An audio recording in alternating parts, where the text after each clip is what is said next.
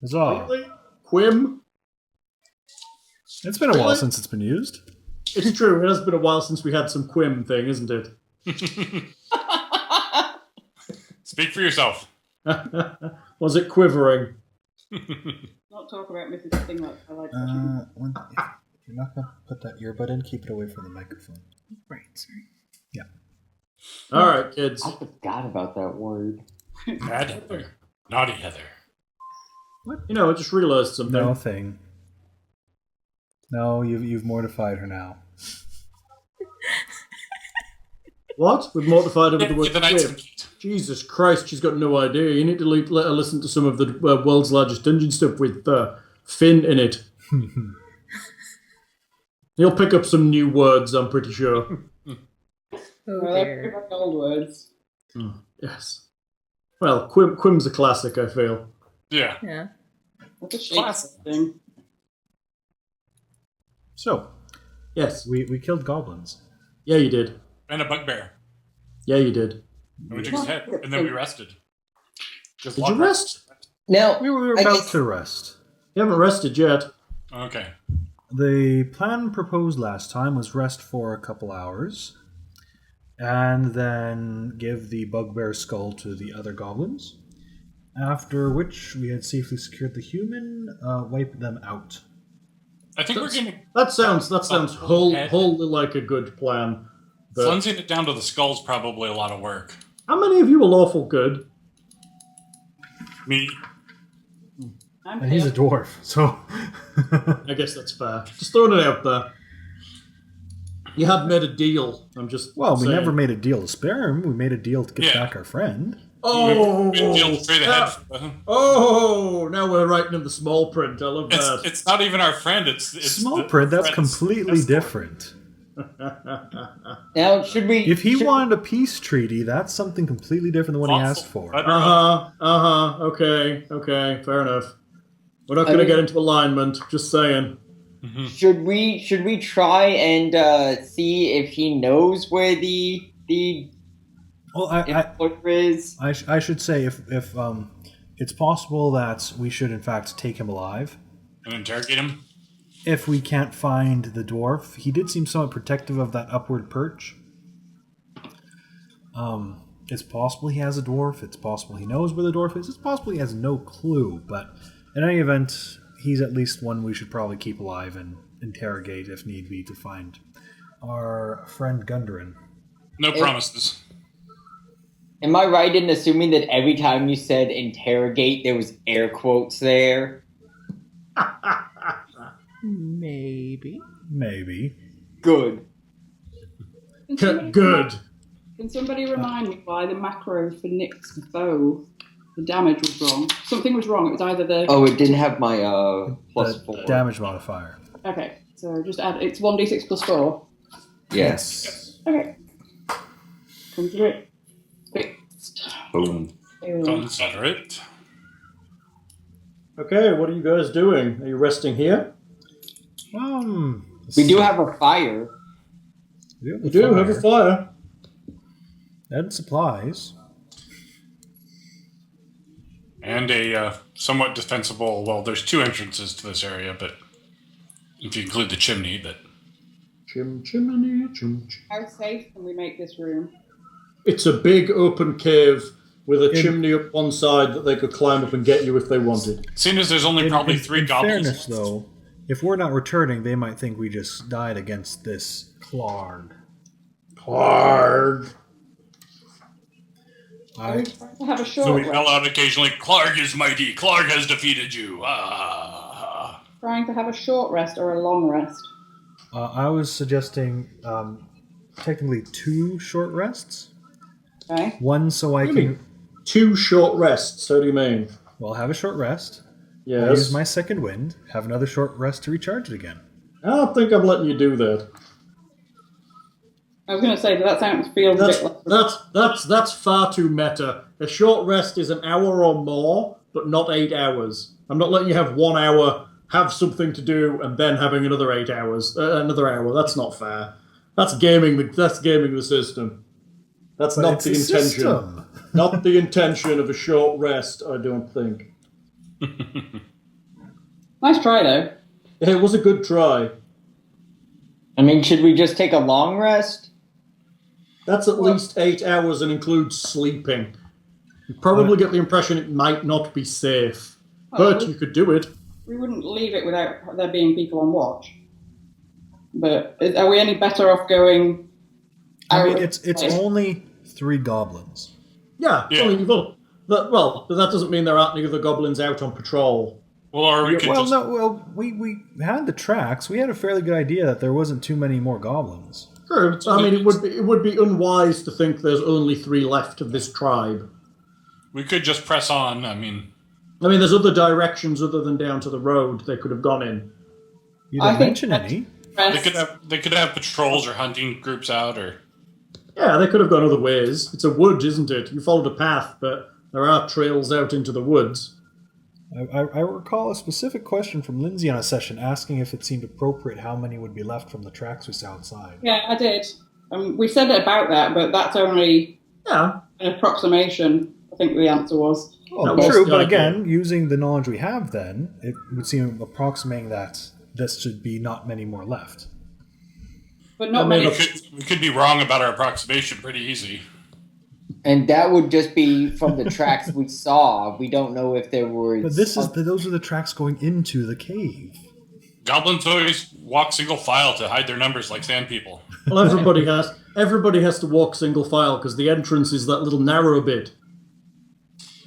But that's just thinking about how many are left that we know have been coming out in and out of here. That doesn't mean that there's not something else that lives in here that comes in a different entrance or it's completely separate. We haven't seen any different entrances, though.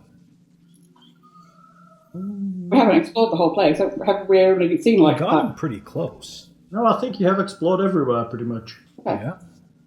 It's not a very big cave system. Okay, so what's the benefit of a long rest over a short rest, Hal? A long rest recharges half of your hit dice back, which will allow you to benefit from a short rest again. Plus, it also regenerates all of your hit points. And I can get spells back. And allows spellcasters to regen their spells. So who in the group is requiring a long rest over a short rest?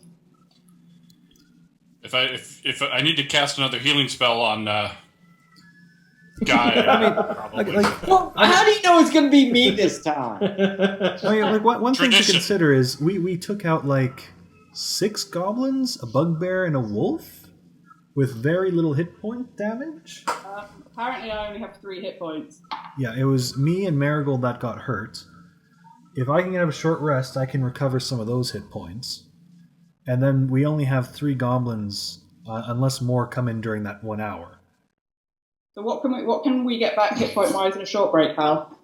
If you take a short break, you can roll your hit dice, which is a D8 for you, and add your con mod, and that will give you that many hit points back. Except some of us did that in our first short rest after we found the horses and got ambushed. Correct, except for most of you already have done that. So you should have it noted on your character sheet if you've done that already. If you haven't had a long rest yet. Then maybe we do need a long rest. Maybe we need to go out of this system and find somewhere safe to rest and just have a proper long rest. I don't think we can do that without the goblins investigating here, finding the guy's dead. Well, no. That's just it. We're not going to leave our buddy here for a long rest, though. Well, the bodyguard. We'll take him with us, and then we'll go back on the cart, check see if the oxen are still there. Hopefully, we can bring him around the next day after a long rest, and he can guard the oxes. Then we can come back and deal with the goblins. That sounds like a slightly more realistic plan. Part of them are probably still there. Yeah, that is the other reason not to rest in the cave as opposed to walking back. I mean, I think if we're going to kill the goblins, we need to do it immediately.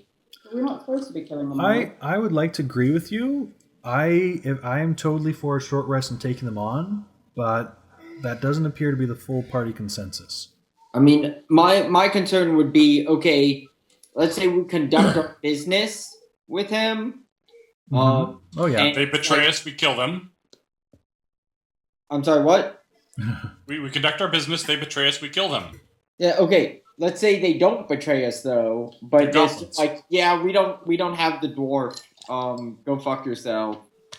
Well, I mean, We're killing these, though, are we? The ones that we're going back to.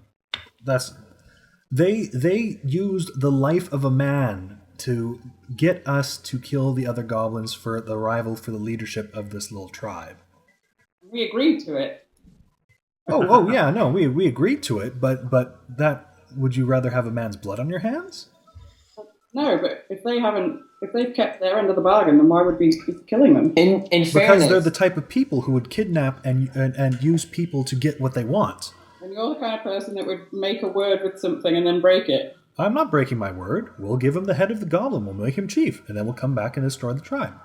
and he said that Clark would have the dwarf. There's that as well. He's already lied to us. He at least intimated that. I don't know if he directly said it. He said it. He said Clark had dwarf. He said Clark had the other stuff too, and that he said Clark would also have this man's equipment, I believe. Of which we did not find. Might have sold it or sent it away or something. That might be where the rest of the tribe is. What rest of the tribe? We don't know there's rest of the tribe. We've killed almost And a we dozen of these don't things. know there's not. It's a pretty big cave for a dozen tiny critters like goblins. I would like to think they might have tried to, if they believe in such a thing as commerce, I don't know who would trade with goblins, that they would probably have gone rid of some of this items too. In any event, are you guys feeling up to trying to kill them out today after we get the friend back? Or are you wanting Sure. to come back the next day? I mean, I have all my hit points, and I want to shoot this dude in the face. He called me stupid. And And fuck him. I'm so glad that you have a level head on your shoulders, guy. You know what? I don't like goblins. I'm not thrilled about them either, but So, do we have a majority then?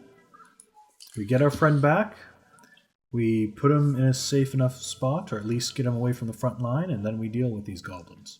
let's go get him and see how it rolls. Are we going to take a short rest first so I can bandage a couple of these cuts? Fine. Because I'm only on 3 hit points. Yeah, Marigold definitely needs help. I need some. I can't roll it, can I? Nope, you've used it already, I think. You can feel free to stand behind me, Marigold. You did well here. You cut many of them down taking the front line, but you don't have to put yourself in that risk if you don't feel up to it. Fair enough. Nice. I have some points in medicine. Did that account for anything? I've got medicine too.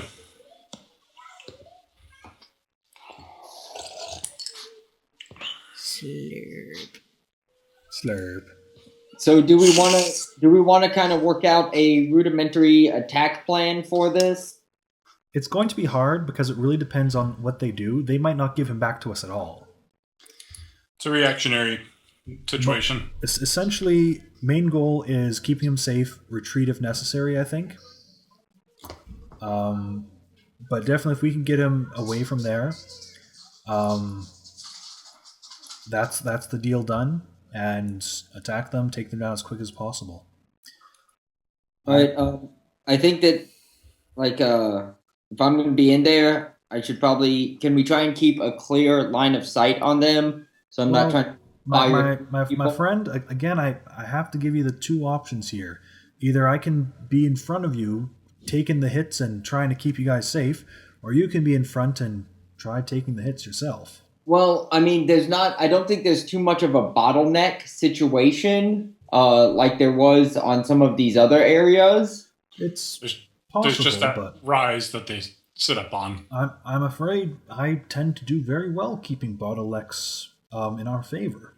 No, I'm saying in general in the area. No, I understand, and I recognize your plight. I'm just saying that, unfortunately, if I have a chance to get in the way of their attacks, I am likely to take it. It's really Guy that tends to get in the way of people's attacks, and then he goes takes a dirt nap. When did I get in the way of someone's attack? The goblins we ran across on the path, the goblins in the other room. No, You don't get hit when you're not in the way of somebody's attack. At first, the one in the woods, I went for cover, and You go run and hide in the woods, and you happen to run across goblins. yeah. I will make you this compromise. If we get in that situation, and I am not surrounded by too many foes that I feel in danger, I will try to assist in providing a clear shot for you. I mean, can I, if they're up on that rise, can I shoot at them from below? They also speak common, and voices may carry in these caves in strange, echoey ways. Well, we're whispering. Intently whispering. Now we are. I'm assuming you're talking this while you're doing your hour-long rest. Yeah. Hal, would I take any negative if I was shooting up over that, from the floor up over that rise? The ridge is 10 feet high, so in principle, a goblin being only 3 feet plus high. Cover. If it was back if it was stood on the edge, you'd be fine. But if it was 5 feet back down, it would get cover. It would probably get like half cover for being 5 feet away from the edge, and then after that, it would probably get almost total cover from you. All right. But you could climb up the stairs and probably shoot across a bit better. Okay. Sounds cromulent. There you go again, using pseudo-made-up words. So Hal, I have one more question here regarding the area above us. Area above you. It's pools being fed by a waterfall, correct? Yes, correct. Have these pools been broken away? Yes, this wall here. Can you see that? And No. this wall here. You're on the wrong layer, Hal. Yes, you're right. I am. This here. And this wall here have been broken away. So the water is really just kind of streaming down the stream. So they could only do that trick twice anyways. Correct. How am I going to get some hit points back? I can't roll. We're only doing an hour's rest. Unfortunately, with a short rest, there's no real way to recover it unless Hal is going to allow something for those with medicine skills. It looks like it's only good at diagnosing disease and stabilizing. Yeah, medicine isn't a skill for healing hit points. So who heals? The cleric heals. But I've used all my heals on Guy already for today. Yeah, he's already cast all his spells for the day. Nothing? How many spells do you have at level 1? 2. Don't 2 you spell get your... slots. No, you just get what's on the class sheet. You don't get bonus spells for being smart anymore. That kind of sucks, right? 2 spells isn't a lot. No, but first level you always kind of suck for that kind of stuff. But it's a trade-off, Hal. That's why cantrips are so awesome. Yeah, I guess that's fair. But there isn't any healing cantrips, is there? No, I can just stabilize. But again, everyone has the hit dice, and fighters are apparently really good at healing themselves. Yeah, seems that way. Okay, well, I'll just sit here and wait for you to come back then. You can go, just don't get into combat. Guard our rear. You have a bow. So do they. True, but you have a big fighter that's going to run in. Does two-weapon fighting specify melee attacks? How do you mean? Does anything stop her from using two-weapon fighting to throw 2 daggers? No, nothing. Actually, it does say you with your second attack you can throw a dagger if you want to, I believe. So there's also that. Let's see. Until you're out of daggers. I think she only has 2 daggers. They're a little spendy at first level. Light weapon. It does say melee weapon. Yeah, when you make an attack action and the attack with a light weapon that you're holding in one hand, you can use a bonus action to attack with a different light melee weapon you're holding in the other hand. You don't add the blah blah blah. If either weapon has a thrown property, you can throw the weapon instead of making a melee attack with it. No, to be perfectly honest, it's probably better to her still use the bow, because then she can use her strength on the attacks and the damage for thrown weapons. Will she? Yes, thrown weapons means you use strength for the attack modifier and damage modifier. Yeah. Okay, so we've taken our short rest then? Yes, make Keep your an eye roll. out. Goblins coming to spy on us and all that. Anyone rolling? I'm just going to use my second win right away. Okay. I'm trying to see if where I marked if I took it or not. 5 back. I don't know whether you did or not. I remember doing it last time, and I definitely haven't marked it on my sheet. But well, if you haven't marked it, then maybe you didn't do it. Well, did you get wounded in the fight with the? Yeah, I don't think I got wounded in the first fight with the goblins. Not you. I don't know whether Lindsay did either. I think this is really the first decent damage I've taken. So maybe you've still got it left. Well, it's up to you whether I have, because I haven't marked. Is it if it's not marked on your sheet, then maybe you haven't taken it.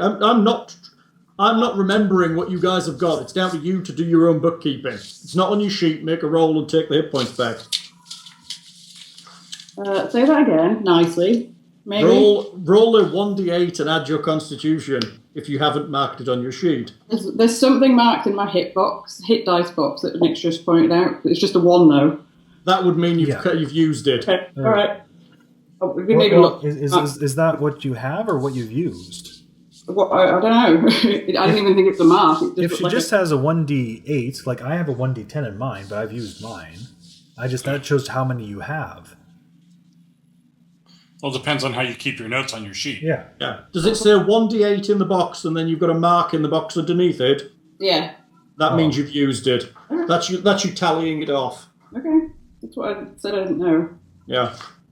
I don't remember even using it, so that's why I was asking. I'm going to assume I used mine. I've got smudges. I seem to recall you getting damaged somewhat in the first fight. Okay. Thing, at least. Okay. Actually, I think we all got fairly likely. There was some damage in that first fight. It was not an easy fight. No. First level fights never are. So, what are you doing? All right, after our rest, I'll ask that the torch be put or the lantern be put at a reasonable level, and then we'll head back to the goblins' end, carrying proudly the skull of Clarg.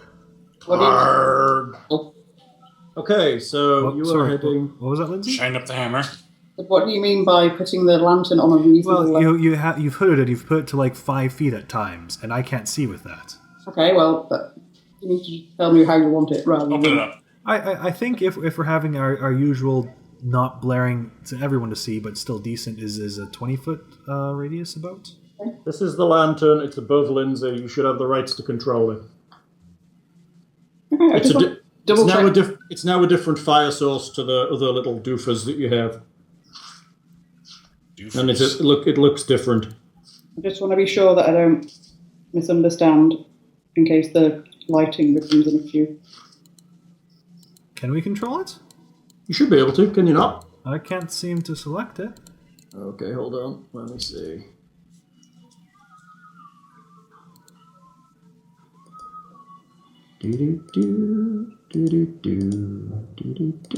Try now. Yep, I can drag it. Okay, good.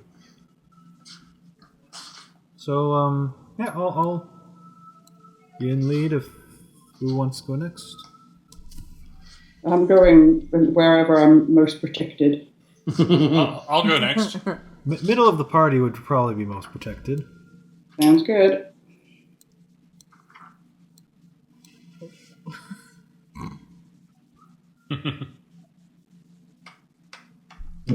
They're dancing. They are. Would you like me to move you all?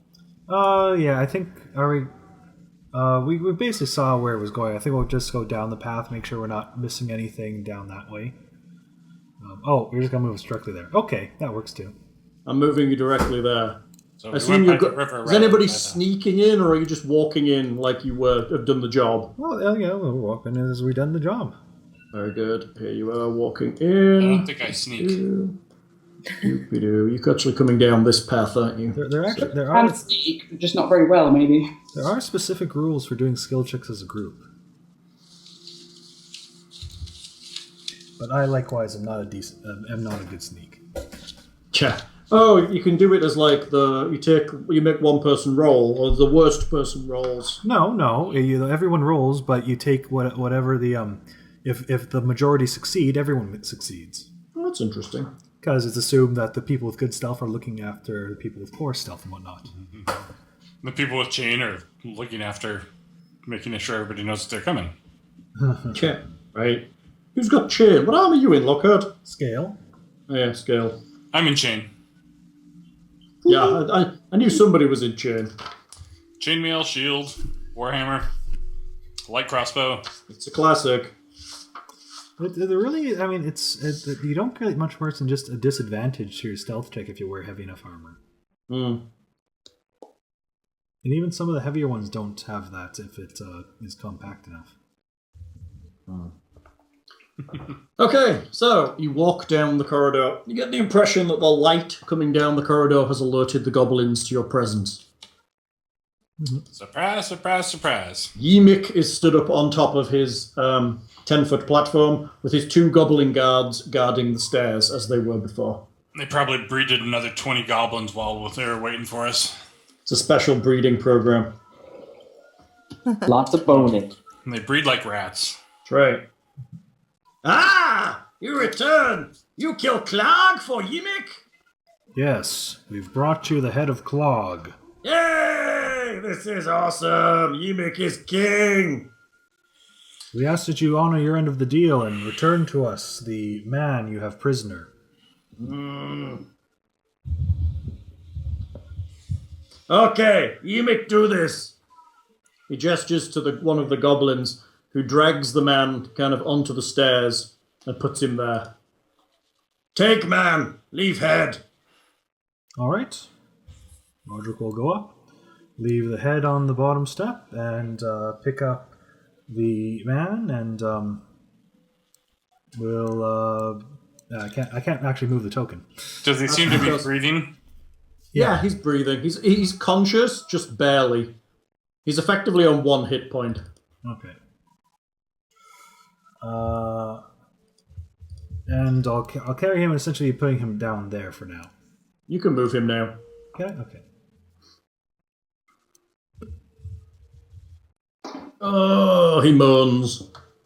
Take it easy. He seems to have numerous arrow wounds to him. Take it easy. He's drifting in and out of consciousness. So not really on He's a 1 hit drifter. point then.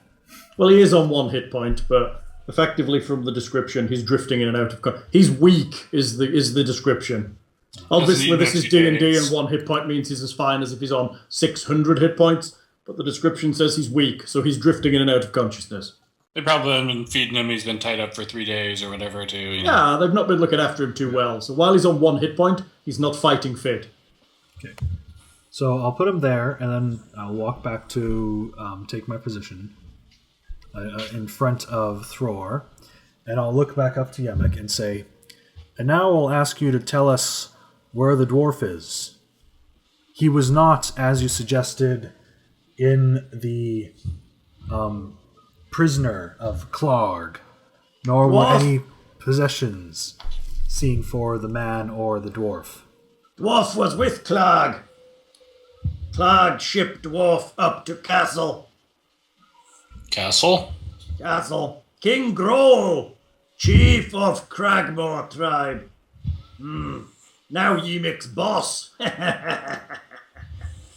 He live in Cragmore Castle. Where is Cragmore Castle? That way. He points. Where does he point? He points roughly northeast of where he is.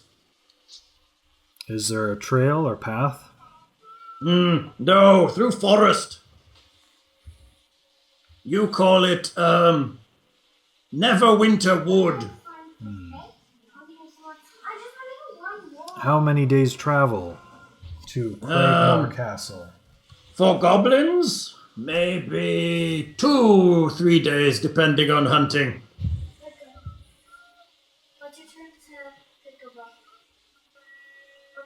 Okay. I'm guessing the Croods has finished. Possibly, yes. I'm hearing the strains of music. Strains. Northeast, you said? Yeah, that way.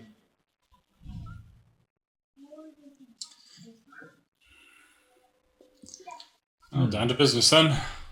Nevertheless, You've lied to us in saying that Clog still had him if you knew that he'd been shipped. Clog had dwarf? That is what you originally said, sir. Past tense. Clog had dwarf. Had it many times. Oh. No. Oh, God. No. We asked where the dwarf could be found, and you said Clarg. What's your point, human? I think you will be a short-reigned king, is my point. You threaten Ymik? Hello, nieces. Time to charge. You are dishonorable, human. Ymik will be honorable, king. He tell you what you want to know, point you out where dwarf is. You do one favor, now you turn on deal. It not good, human. Sorry, we never had a deal not to kill you. That is terrible, human. I could easily have killed you while you wandered around in the dark. Ymik did not do this. You are dishonorable, human. And I don't quite like people who will barter with the lives of men. So how about we agree to disagree and let the swords do the talking? Enough talky. Why you not leave, human? Leave Ymik and his tribe alone. If Rodrick, shield held high, is going to just keep walking towards the stairs at this point. Holy Flame coming online. Who you like? Okay. Initiative rolls. Do I have to roll an initiative if I have no intention of getting involved? Apparently your party is attacking the goblins. No, I am actually not getting involved. Well, you should roll initiative in case you become involved, but you may just stay your actions. I wonder how to do it. So you click on yours. And Look at it, there should be a doohickey. Just 4. 19. Initiative! 7. Way! Go Guybrush, go! Are we doing this again tonight? That's funny. Hey, Marigold, you are kind of sitting down a bit, aren't you? You're supposed to select your token first. I have 3 for my goblins. Yes. You'll have to readjust Heleh's initiative to 15. Okay, I can do that. He doesn't have to, but yeah. I don't have to. Be You're good. right. I need to add Ymik. Ymik. That's how it's pronounced. I just drank this coffee. The anemic goblin. Please. Beer. I'll take a beer, please. Something cold from the fridge. Okay. All right. And I now need to pop out for about 10 minutes or so. Okay. But we'll stop the fight. Okay. Beer, There's people vodka, ahead of you me, know. right? Yeah. Yeah, there are people ahead of you. You can handle it for me, right? I'll try to hold down the fort for you. She can roll for you. You're just going to go up there and dodge. What are you making now? I'm making a picture Of what? Okay, Thra. of people. Hey, Hal, Yes. real quick, who has what in weapon-wise for the enemies, please? Oh, they all have standard goblin equipment. They have scimitars and shields at the moment, but they all have short bows as well. Okay. All right, cleric wandering into danger. Hey, where you going? I approach up the stairs and try and hit the goblin with my warhammer. Go for it. Which goblin? The one at the head of the stairs. The one to your left. Left. Okay, yes. Is that Nemec, No, just- or is that? No, Ymik's here. This is this guy. This is Ymik. Oh, okay. Oh, that's a person. Okay, I thought that was stuff. No, that's Ymik. Oh boy. 13. That is a miss, I'm afraid. I was afraid of that. Heleh, your turn. My turn. My turn. Yay. All by myself. All by myself. It seems that you've started combat. All right. Let's see. I think I'll start things off with a firebolt. You need to maneuver yourself into a position where it becomes a viable option. Let's see. A classic, the firebolt. The best broom known to Quidditch. You need to select the arrow at the top of the tools to move yourself. Right. Just double checking. So, right, Good enough? right there's within my range. Yep. Who are you shooting? I am going to shoot this dude. Okay. Whoa! Champagne! Opa! Champers! Don't be Opa, that means Alright, it's so- Uzo? Ouzo. Blah. Yes, like next ouzo? roll. I hate Ouzo, it's disgusting. Not a licorice fan? I know, I like licorice, I just don't like Ouzo. Oh my god. I don't like bad Uzo. Hey? I'd like a glass, please. Lindsay's just handed me a pint bottle. Alright, that's a 24. That's a What hit. other kind of bottle is she supposed to hand you? Well, it's a Belgian, so I can't really drink it out of the bottle. Right. What? Who made that rule? 7 It's points. too fizzy, it just fizzes up the neck. 7 points of damage is enough to kill the goblin. Huzzah! He dies. Thank you, baby. So you get a little yeast and... Okay, Rodrick, what's he doing? Okay, let's see.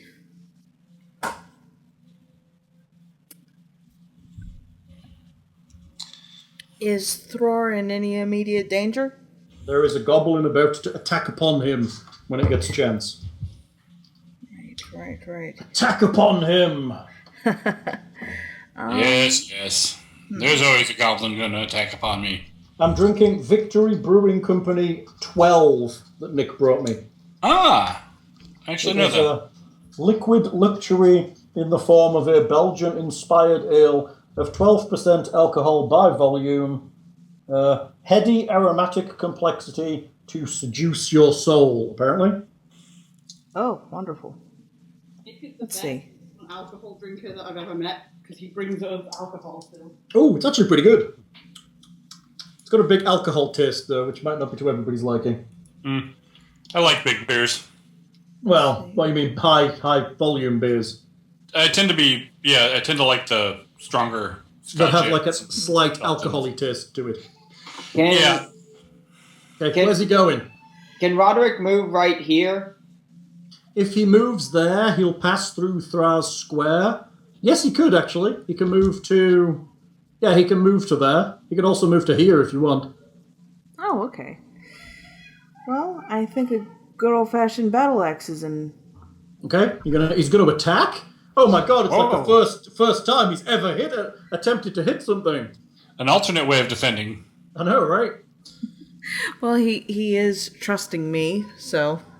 Do it. It's what exactly happens when he hands over his character to NPC. Especially after that spurious, I'm going to attack you because I'm changing the rules of the agreement conversation. Right. Alright, so that's general, right? Yes. Can't be. Okay. And then plus- add his whatever to hit he has with his battle axe. I'm gonna guess it's +6, probably. Actually, it was a +5. Okay, he swings, he misses. Oh, crap. It's Yimik. Yimik steps in. He seems kind of upset at the idea that you're attacking him, and he hasn't been king for very long. Oh, come on. What's a day without a little regicide? I know, he attempts to hit Thror with his scimitar. And he'll probably do it. I don't think so. 21. Yeah, just. Just. You wish. Can Rodrick do anything with his... Oh, yeah, he could do that wangy thing where he protect. Can he do that? Yes, I think he can. I think he can do his I protect thing. Hang on, let me look it up. Not playing Rodrick. Or is that a alternative? I think he gets to do it every turn. When a creature you can see attacks a target other than you that is within 5 feet of you, a creature you can see Select a target other than you that is within 5 feet of you. You can use your reaction to impose disadvantage on the attack. You must be wielding a shield. Right. So I guess he makes disadvantage. Let me roll again. Let me roll again then and see what that would be. Alright, here we go. So the first one was a 21. And the second one is a 19. Oh, that still just does it. Okay, so the lowest roll would have been a 19. So even with Rodrick helping you, you still take 8 points of damage from a solid strike from Ymik. And that puts me at 0. Oh, you collapse the ground. Yep. Let's put the little prone token on Healer's you. down. Prone token on the dwarf. I'm right. I did go right to 0. So do I have to do stabilization, or is Yeah, that you're dying on 0, I think. Okay. You collapse on 0 now. You don't get an action on 0 like you used to, as far as I understand it. But I will look for you. Guybrush. Is Ymik covered from where he's standing? Currently, from where you are, I would give him half cover. You want to reposition yourself possibly next to Heleh, and that will give him no cover. So, maybe like right here? Yeah, that would be fine. Alright, so I quickly dart through the room, past the more pacifist than usual Marigold, draw my bow, and take aim at Ymik. Shoot Ymik. Alright, make sure it's Is that your roll? Yes. That will hit Ymik. Alright. Damage to Ymik. Ouch. I let loose my bow right at his stupid fucking face. Ymik yelps, but he's still standing. Did I hit him in his stupid fucking face? Yes, if you wish. Yes! Marigold, what are you doing? I will draw my bow, Yes. but I'm not actively attacking anything. Okay. I'm going to only act if one of the party members looks particularly like they're going to die. I guess if the healer's down, I might go and He is down. stand over him protectively. If you stand in front of Heleh, you could do a medicine check to stabilize him. Okay, I'll do that. If you wish. Hey, Rob. Alright, so I will move. So she rushes over to Thror. Make me a Tries to medicine check. stabilize him. Medicine check. Oh, thank you. 5. It was nice seeing you. She pokes him in all the wrong places. Which is, oddly enough, all the right places for me. The goblin that's still standing, I did. I guess he makes a swing at Rodrick. You might say me on your uncle's computer. 5, and fluffs it entirely. Thra, make me I roll. would like it. That's a just standard D20 if I remember right. Correct. Unless you have anything for being a dwarf. I get extra hit pointy stuff, but I don't think I stabilize anywhere. Let me just double check the dwarf abilities. No, I think death saves are just, no matter what, standard D20s. Yeah, I'm guessing there's going to be some races that do it better. Yeah, I've got an advantage Actually, on saving throw versus poison. That's I think right. Lindsay as a stout halfling might get a bonus to it. Yeah, unless being the cleric of life gives me anything, which I don't think it did. Looks like just straight D20. 6. The dice roller hates me. That's one check on my One stabilize. step towards death. Heleh, it's you.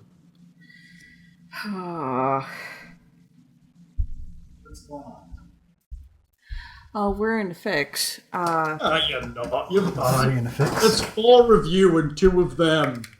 Thor has been knocked. You move me so high.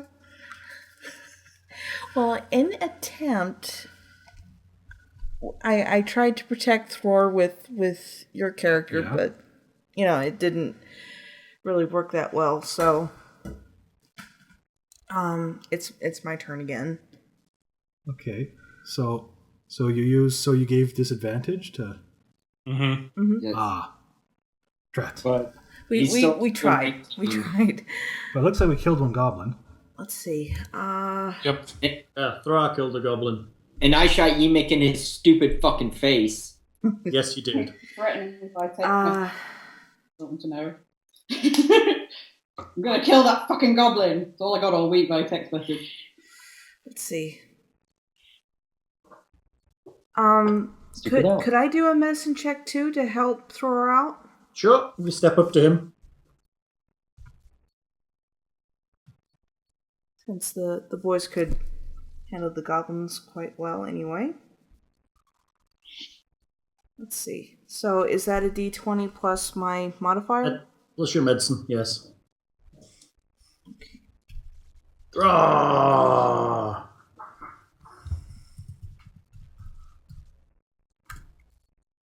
Oh crap! Nobody can figure out that dwarven anatomy at all. Rodrick, it's you. You keep poking me a squiggly spooch. The problem is you're too hairy. This is now very good, everybody. So that's good Invaders in reference there. That's a What thank you for weapons? What weapons are they using right now? They're both using scimitars and shields.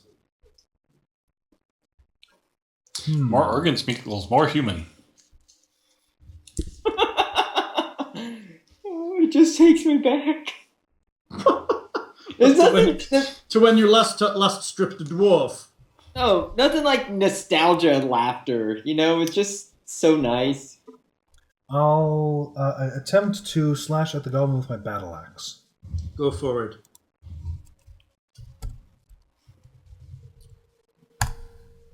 $22. We'll hit the goblin with a solid strike. For axe. Right. For Thror! The goblin collapses to the ground. I will immediately step forward. Okay. Yimik retreats. Stop! Yimik gives up! Yimik surrender! There is no surrender for you, Yimik. Yimik curses you with his dying breath. Yimik attempts to hide behind this rock. Don't Aw. kill Yimik! He do nothing to you! Threpwood, it's you. You threaten the life of a human being for your own greed and position. You have pathetic reason, you bloodthirsty human!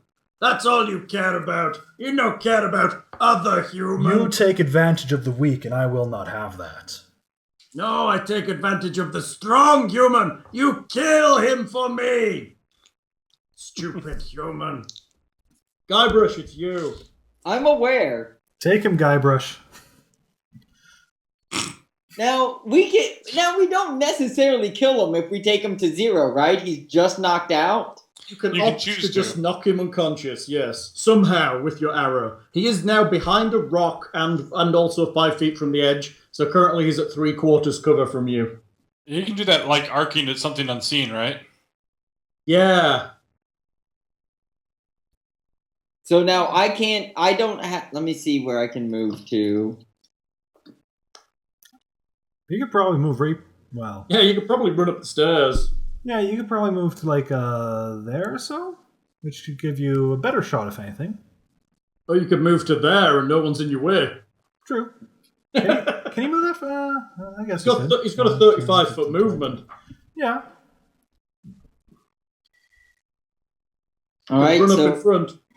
I am going to race past my comrades. Ha! Yes. Yes. Blunted arrow at Yimik's chest to act sort of like a beanbag round. You have blunted arrows. I like that. You're just trying to skim him with your pointy arrow, aren't you? Or you're firing it backwards and hitting it with the feather end. I did make my point to shoot him in his stupid fucking face. You did. This is true. Make me roll. All right. Roll to hit the Yemic. 12. That's a big fail. Oh. Mudpetal. I'll roll another medicine check on. Ah! Aw. It'd be terrible if you died, dude. Because these guys can't roll medicine for toffee. Well, yeah. My medicine's just 2. Good 17. enough. Thra stabilizes. Thank God for that. Goblins are dead. Thra! You were stabilized.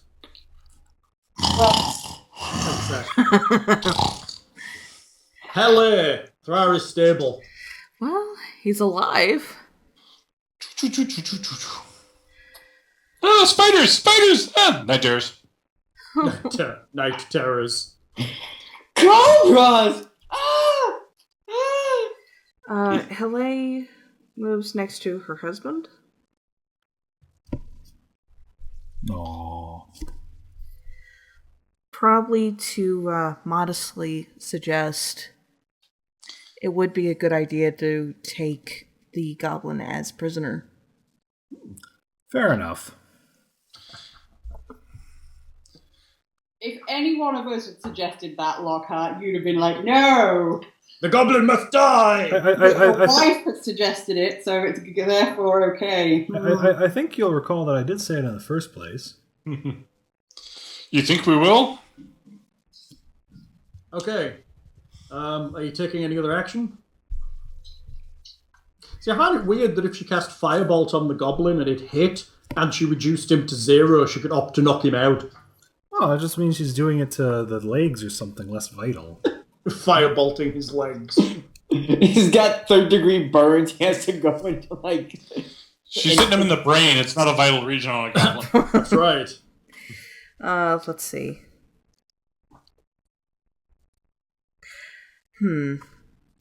Or you could just accept his surrender. Because he is actually surrendering. I didn't hear dropping weapons. Yeah, he dropped his weapon. I didn't hear that. Yeah. Oh, I'm sorry. Yeah, he's dropped his weapon. Retreating and saying something without dropping your weapons is a lot different than dropping your weapons and putting your hands forward or something. Well, he's putting his hands forward. You're right, I didn't say he dropped his weapon. But he did back off. He's not dropping his shield. Of course he's going to back off if he's fearing death. He's very much hiding behind it.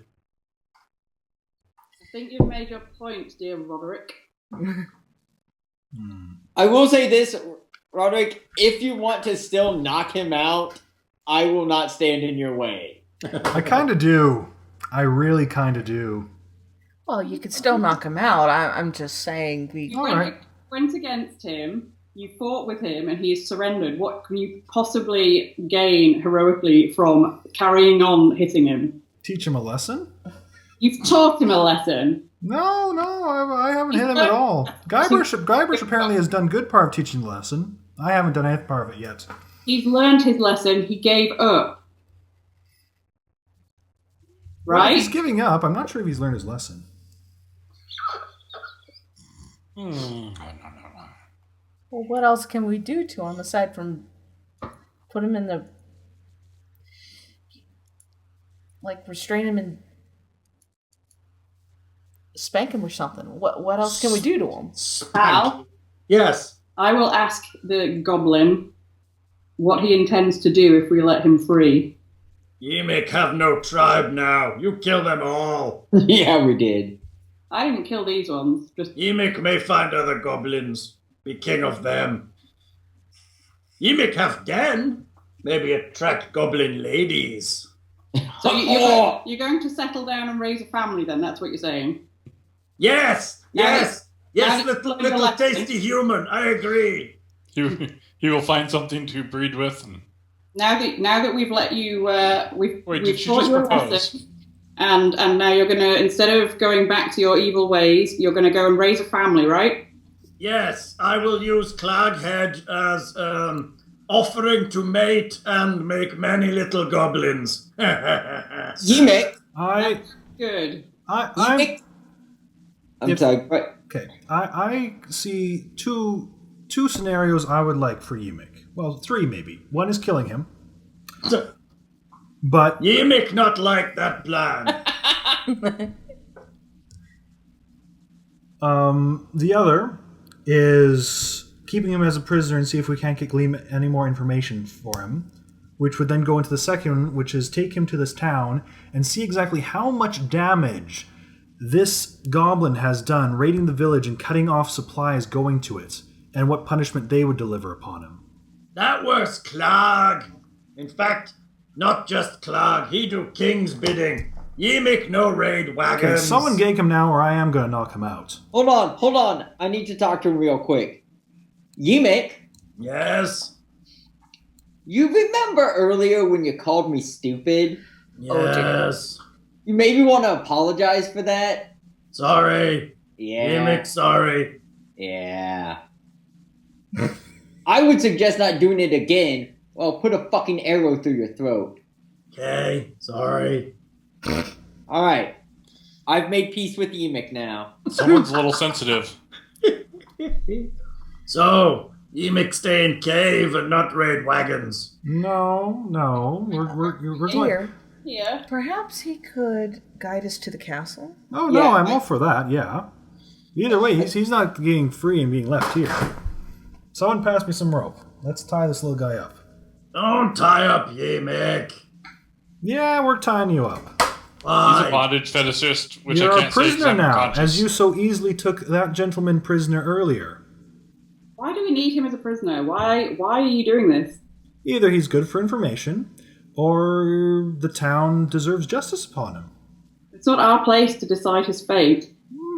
I'm not deciding his fate. Either he's useful to us, or the town decides his fate.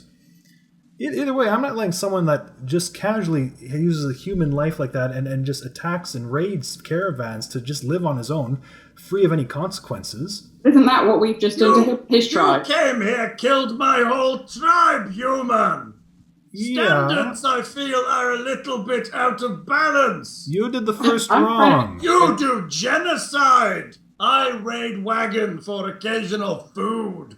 Oh my goodness, my tummy is empty, and you are a bloodthirsty fool, human. In fairness, Yes, I will go and knock him out now. I shot you because you called me stupid. Roll it. I'm gonna go and be standing in front of him. You're at disadvantage because Yimik is dodging behind his shield. If Rodrick goes to hit him, I'm gonna position myself in a way that stops him.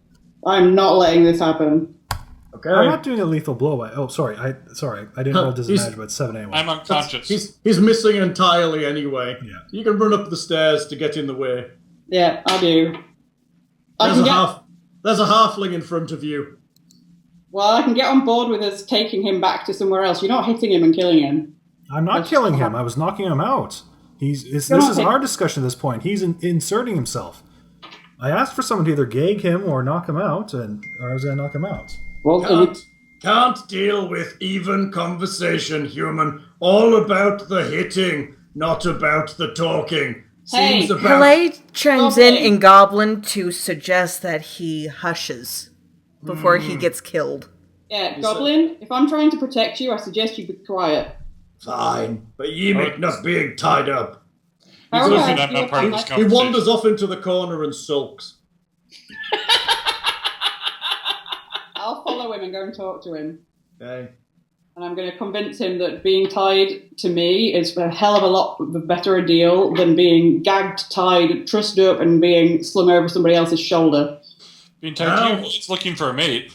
Yimik not be tied up. How about Yimik tell you information, you leave Yimik alone. You tie up Yimik, Yimik tell you nothing. Okay, well, Yimik, this is how it's going to go. I'm the only one here that is on even remotely your side. in fairness, You're indifferent. Everybody else will kill you. And I'm unconscious. I can go either way at this point. So how about the fact that I'm trying to keep you alive, you do me the favour of just going along with this for a little while. You let me tie you to me, not to them, and I'll just tie a rope around your waist, and then we can discuss some more details of what you have to tell us on the way, and I will to protect Yimik you. don't want to go to town. Yimik goblin prefer woods. Well, I understand that, but you have caused people problems, and you really should be made accountable for them. They just kill Yimik, no better than what he would do. Well, I will speak for you. They will just kill me because I am goblin. Well, how about we just try and we'll see what happens. How about I just tell you information and you leave Yimik in cave, all on his own, with Clark's head. He's not going to allow... The party that I'm with are not going to allow that. Why? Because You persuasive, you manage. apparently I'm very not persuasive, according to my sheet. I trust you wily skills. Well, I'm doing my best for you, dude, but unless you're willing to at least meet up me halfway, I can't do anything else. Yimik trying, Yimik know about Dwarf and King Groll and all of that things what King Groll want. You not know this, and Yimik tell you if you leave him alone. What harm Yimik do on his own in cave? Well, I know that, but I can't convince the others. You could try. You could try. Yimik stay here. Well, how about you draw us a map? No map till Yimik happily left in cave. Can I roll an intimidation against Yimik?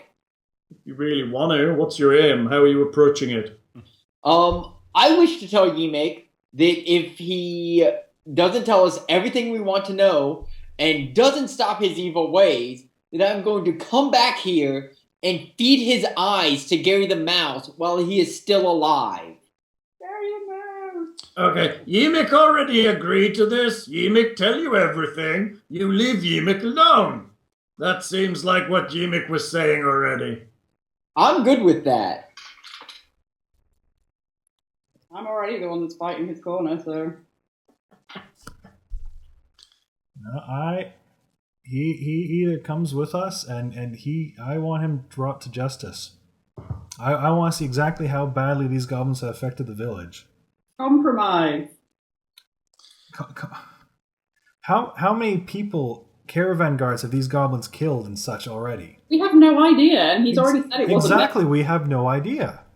Yimik I propose to keep him prisoner. Yimik thinks his tribe has suffered enough. Shut up, Yimik. You kill whole tribe.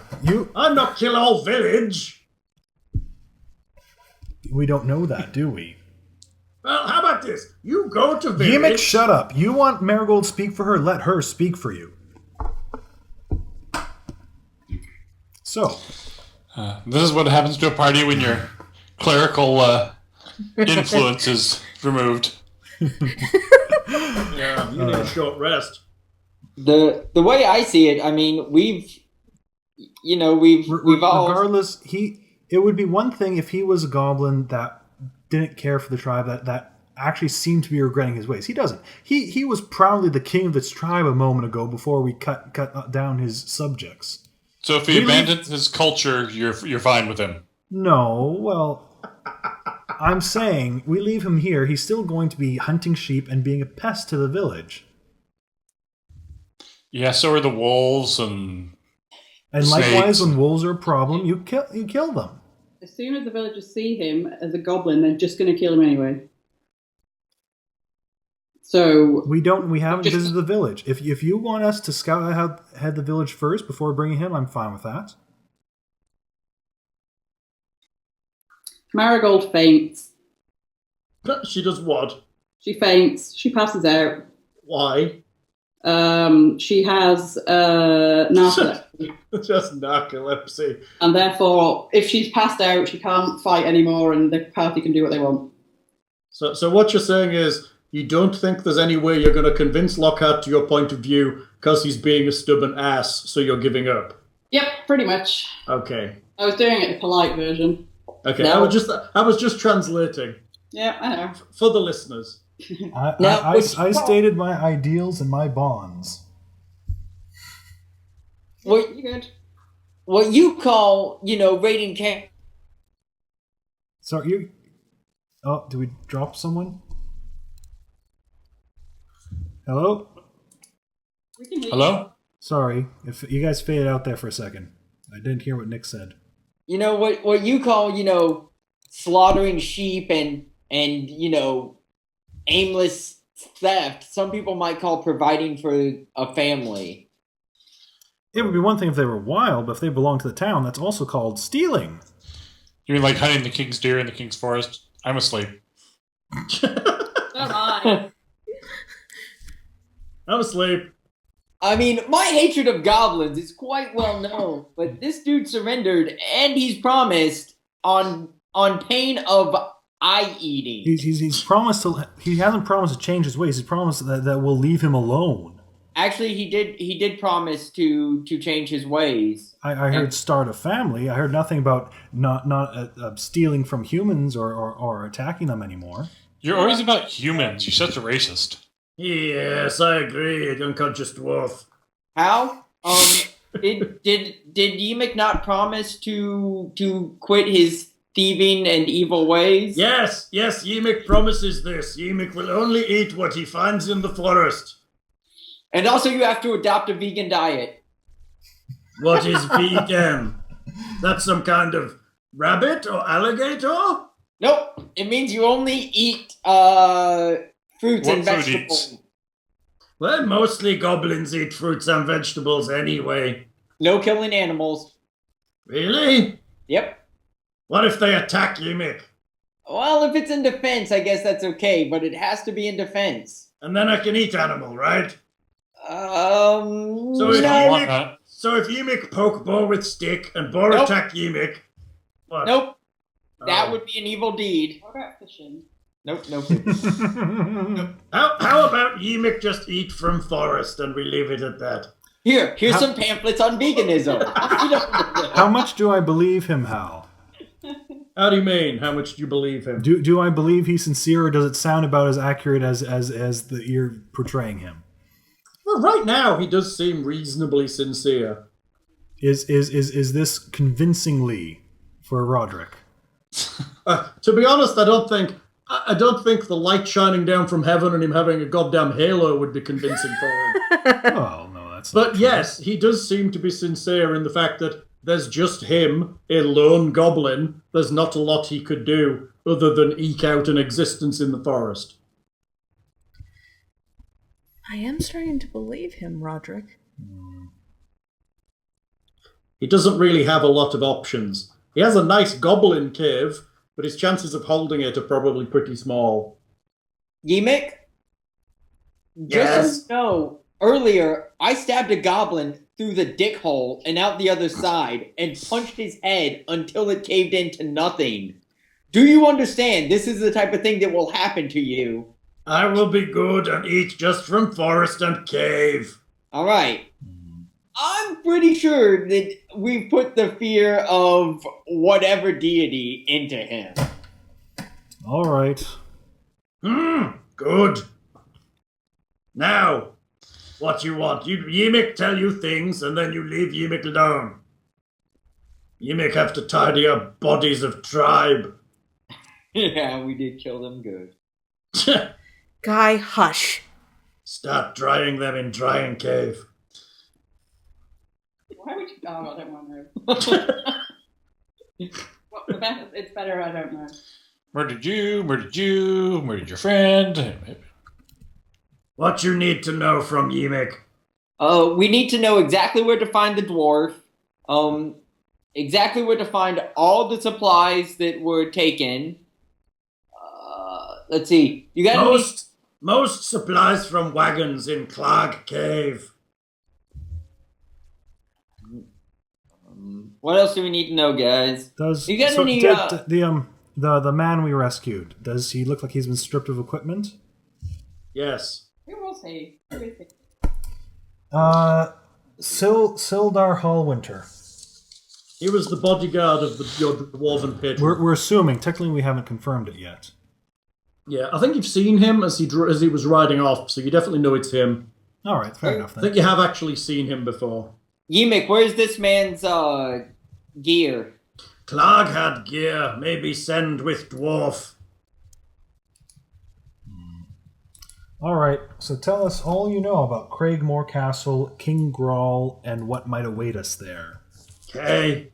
King Grawl send message to Clark maybe some days ago. Messenger say someone named Black Spider was paying the Cragmores to watch for dwarf Gundan Rocks here.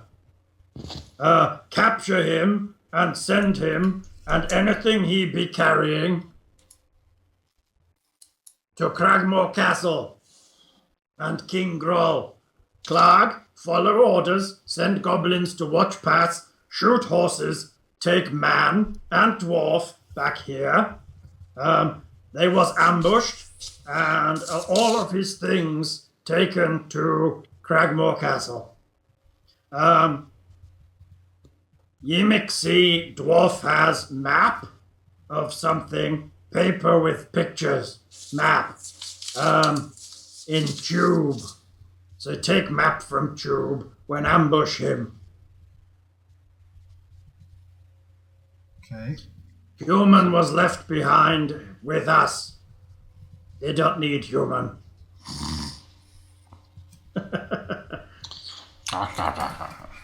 Cragmore Castle in that direction in the woods, well hidden. Yimik only been twice, all taken with Clark. Not sure Yimik could find way again. So Yimik voice hurting quite a bit. we told you not to talk so much earlier. Keep him talking. That should make easier goblin voices. Al, can we see anything up on this ledge? Any chests? And There's nothing up on here. There's nothing? Okay. So, how were the goods were sent on foot? Yes, with goblins. How long ago? Traveling. How long ago? Days, maybe. 2 suns?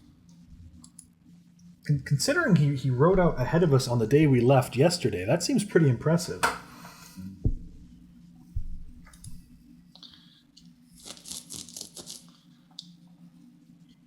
He may be smarter than we think. He's teleporting horses. He was riding hard ahead of you, and you took several cart. days. No, you took several days to get down the. No, the travel takes 1 day to get there. What does? We're halfway there. This is it's a couple days, 2 days, and this is the 1 day mark so far. We're on our second day, I believe. I remember. Maybe. All right, then it's been 1 sun. 10, 15, 20, 25, 30, 35. There's no way this takes a day. Not with that cart. I thought I said halfway, and travel speed is like 30 miles a day. With an oxen cart.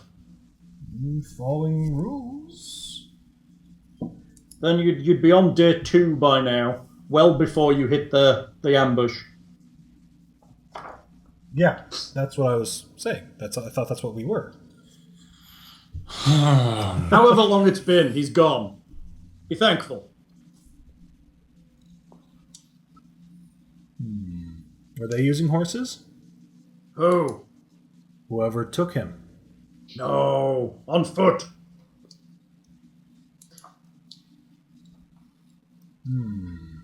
Taken by goblins. Goblins and horses. Hey, Yemek, you got any longbows lying around here? No, goblins use short bows. Worth a shot. Good goblin quality. Look, lucky feathers. Mm-hmm. Make for accurate shooting. I'm trying to determine whether catching up with the escaped party would be reasonable or not. But I don't think the party would be up for that. I don't think we could catch them. Why not? They're on foot. They're goblins. They're moving slower. They don't think they're being pursued. If it's apparently a couple days, 2 to 3 days travel anyway. We still do have an oxen cart full of supplies. And we have a guy who can take that. And get paid for us. Oh yeah, I'm asleep. Right. Steal all the money. Take all the treasure.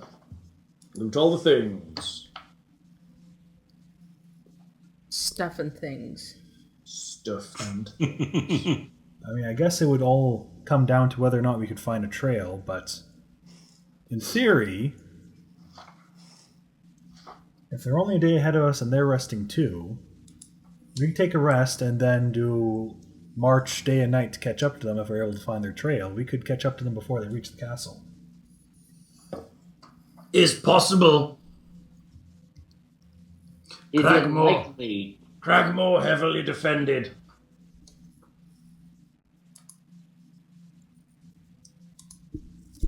Many goblins. Many goblins. How many? Oh, that's right, you can't count. Many goblins and hobgoblins. Oh dear, hobgoblins. Also beasts of Lord Grawl. So, what do we think? Well, I suppose we're gonna be due a rest anyway here, Yeah. and then we can discuss it afterwards.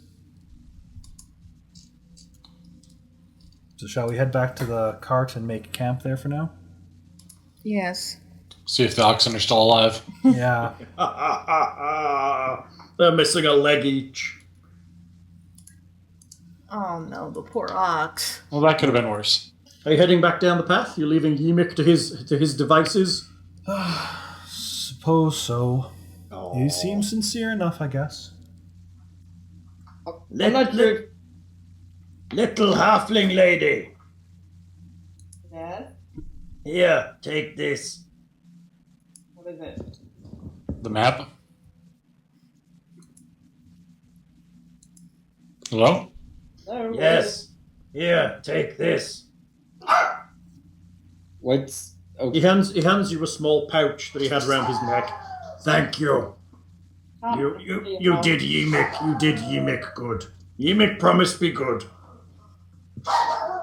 Okay. I didn't hear what you said though, Hal.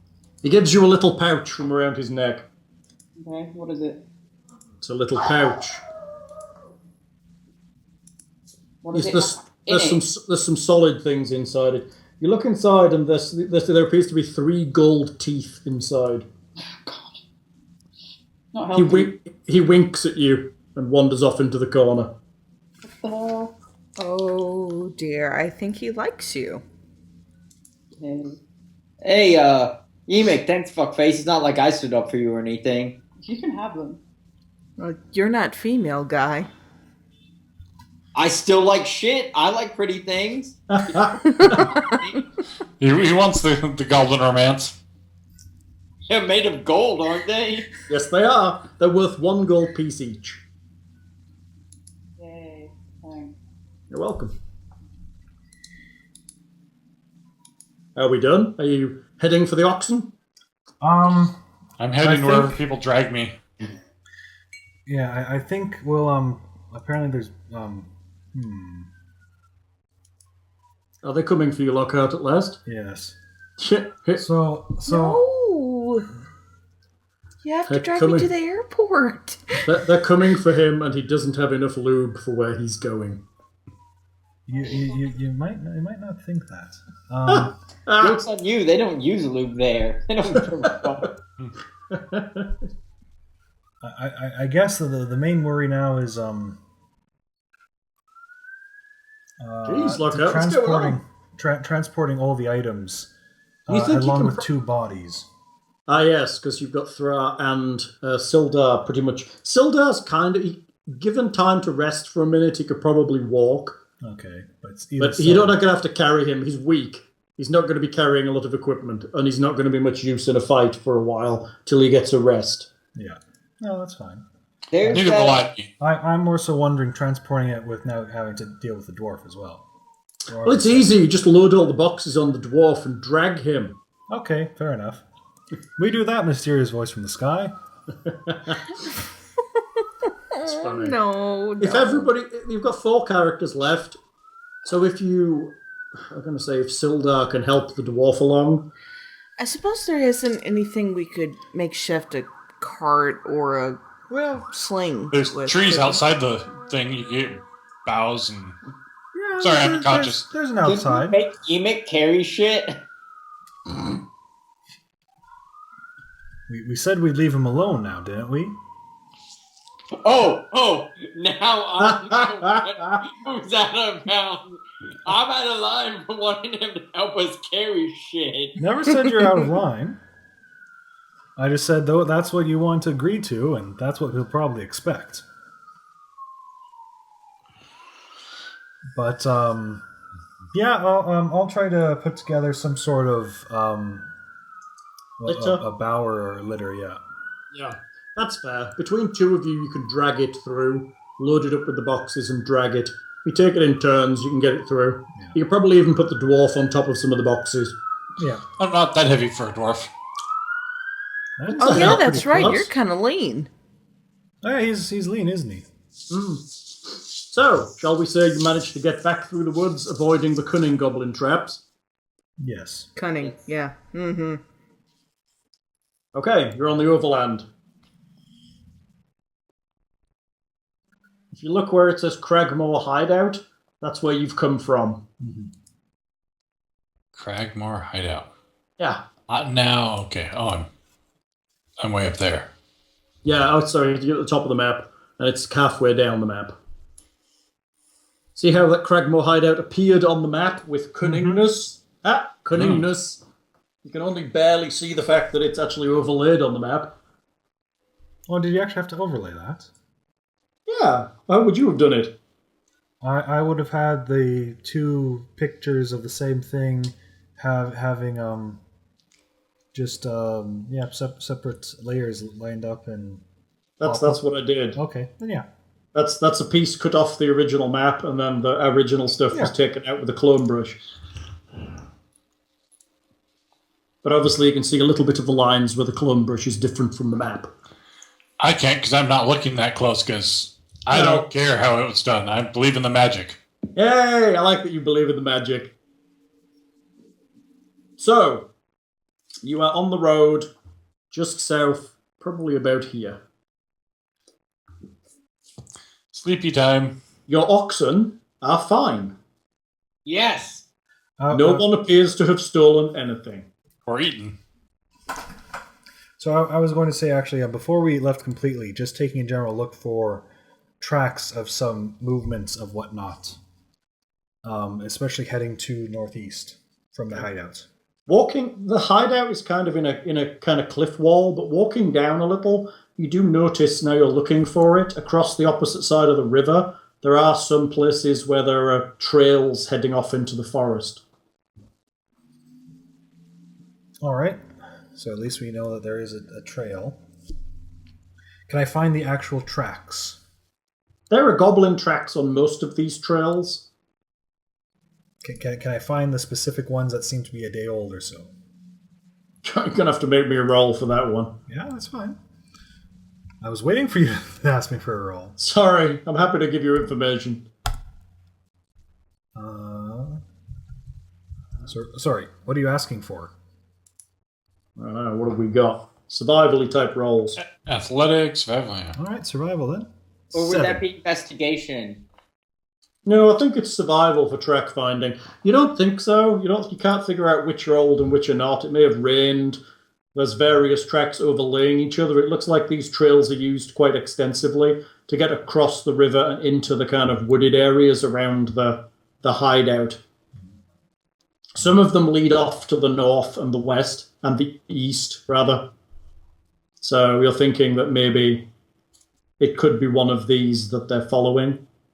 But from what Ymik was saying, you think the trails only go part way. But nevertheless, I can't actually find anything that would lead me in that direction anyway. No, there's tracks, but there's nothing specific you could point to and say, this was a dwarf being led by a bunch of goblins. So then as we go down, I'll basically say, I found trails, But unfortunately, I'm not good enough a tracker to see the advancing party on their own. We could follow one and hope, but really, unless we actually know exactly where they're heading, we might just get ourselves lost. Sildar is kind of walking alongside the cart, slowly. Well, we're resting, aren't we? Oh, okay, you're resting. Yeah. Well, we have an unconscious dwarf. Then he's sat by the cart. You having a short rest or a long rest? We're having a long rest, I imagine. A proper long. So you're setting up camp. Yeah, I've said we were setting up camp by the wagon. Okay. I haven't watches. Shall we say it's the night time?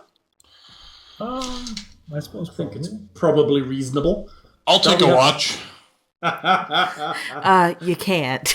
Well, actually, if he's stable, I think he gains a hit point after 1d4 hours or so.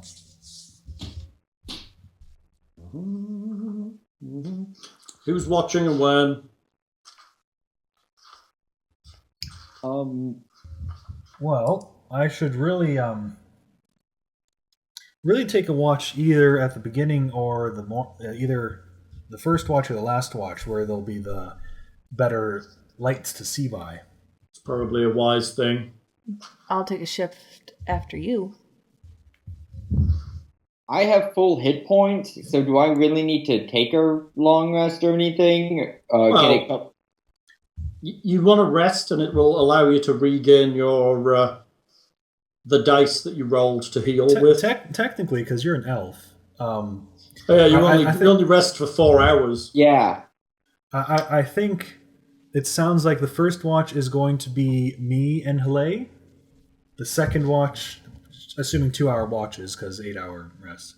Second watch is going to be Heleh, and then she can meditate, and if Guybrush wants to take the last 2 watches. That's Thra wakes up after 4 hours, so towards the end of Heleh's watch. Thra kind of comes conscious again. I mean, if I get 4 hours of meditation in, that's fine. Yeah, so you meditate for the first 4 hours. I'm up for 2 with Heleh. Then I go to sleep, and yeah. Hey, no funny business though. This is watch, all right? Don't need to be distracted. Y'all two making out, and then all of a sudden we get fucking murdered. Of course. All business, all business. Yeah. So while I was unconscious, did I hear about this map? Is Marigold watching it all? Where is Marigold? I'm here. Okay, are you watching it all, Marigold? Well, they seem to have organised it without me, so no. It's the best way to get a full night's sleep is to stay quiet and small. Thra wakes up at 1 hit point after 4 hours. Huzzah! Oh, you're awake. Sildar offers to take a watch, but would really prefer to rest if possible. That's fine. Which is understandable.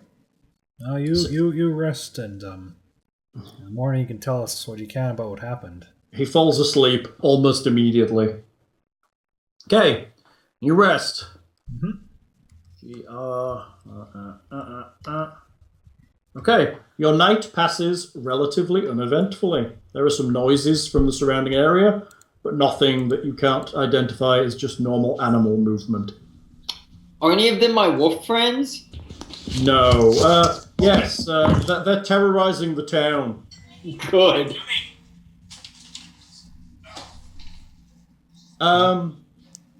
You wake up in the morning.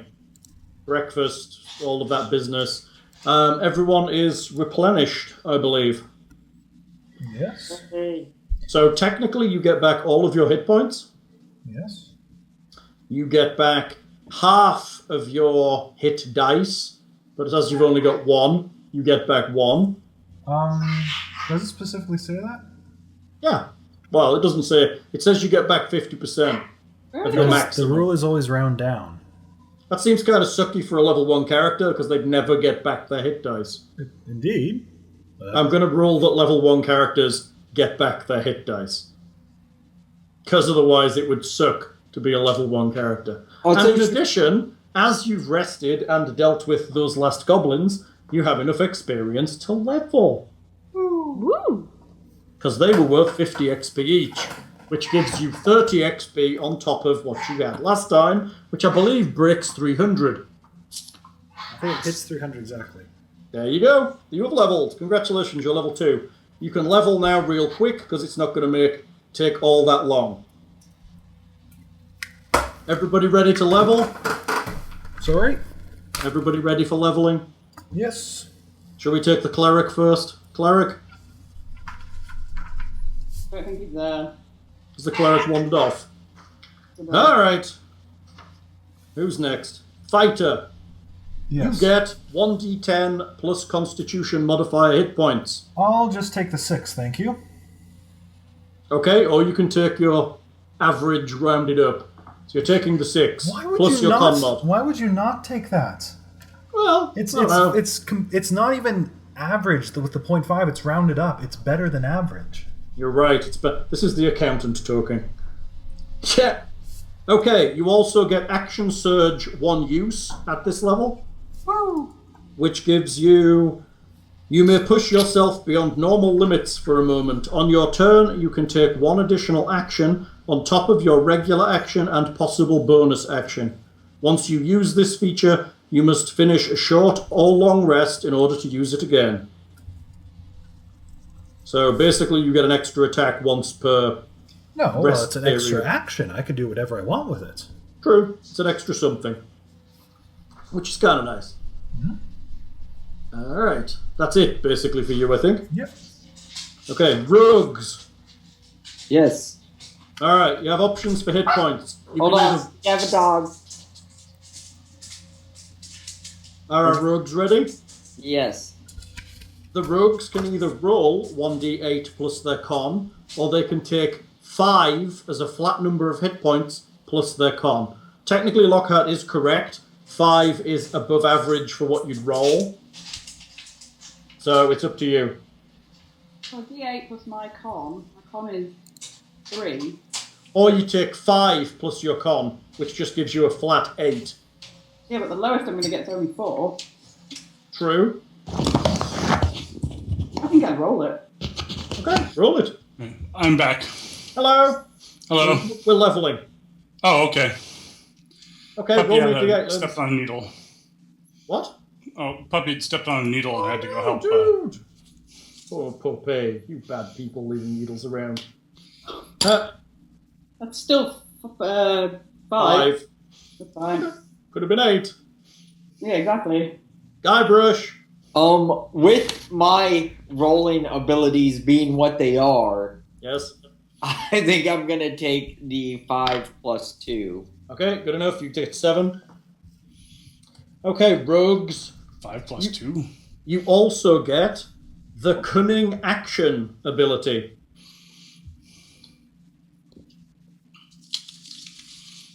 Are we writing that down? Where do we write it?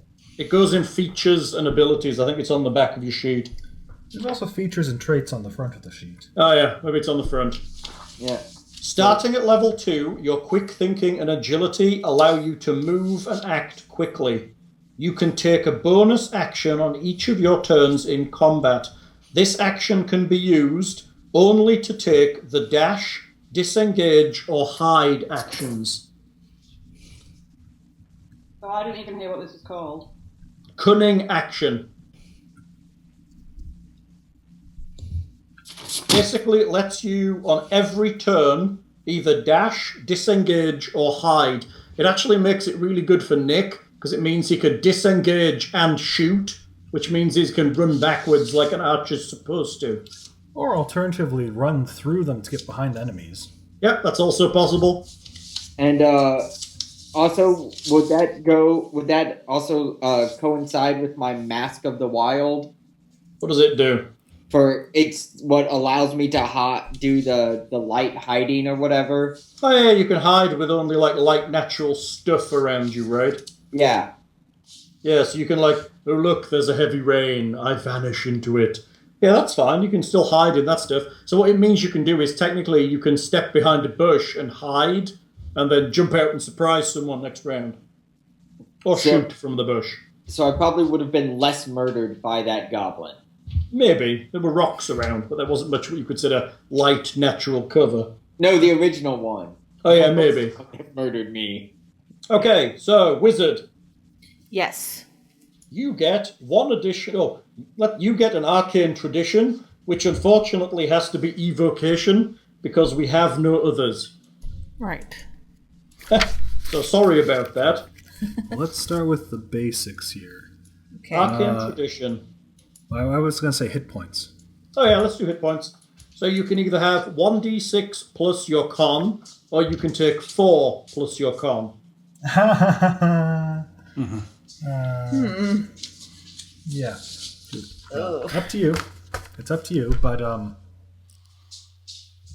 it's a guaranteed 4.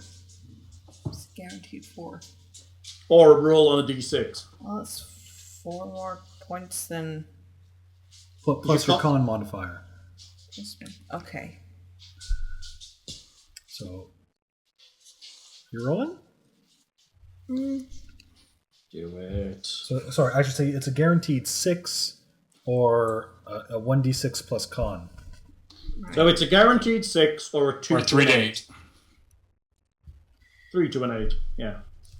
I'll give it a shot. Yay! Fortune favours the foolish. D6 plus 2. 2.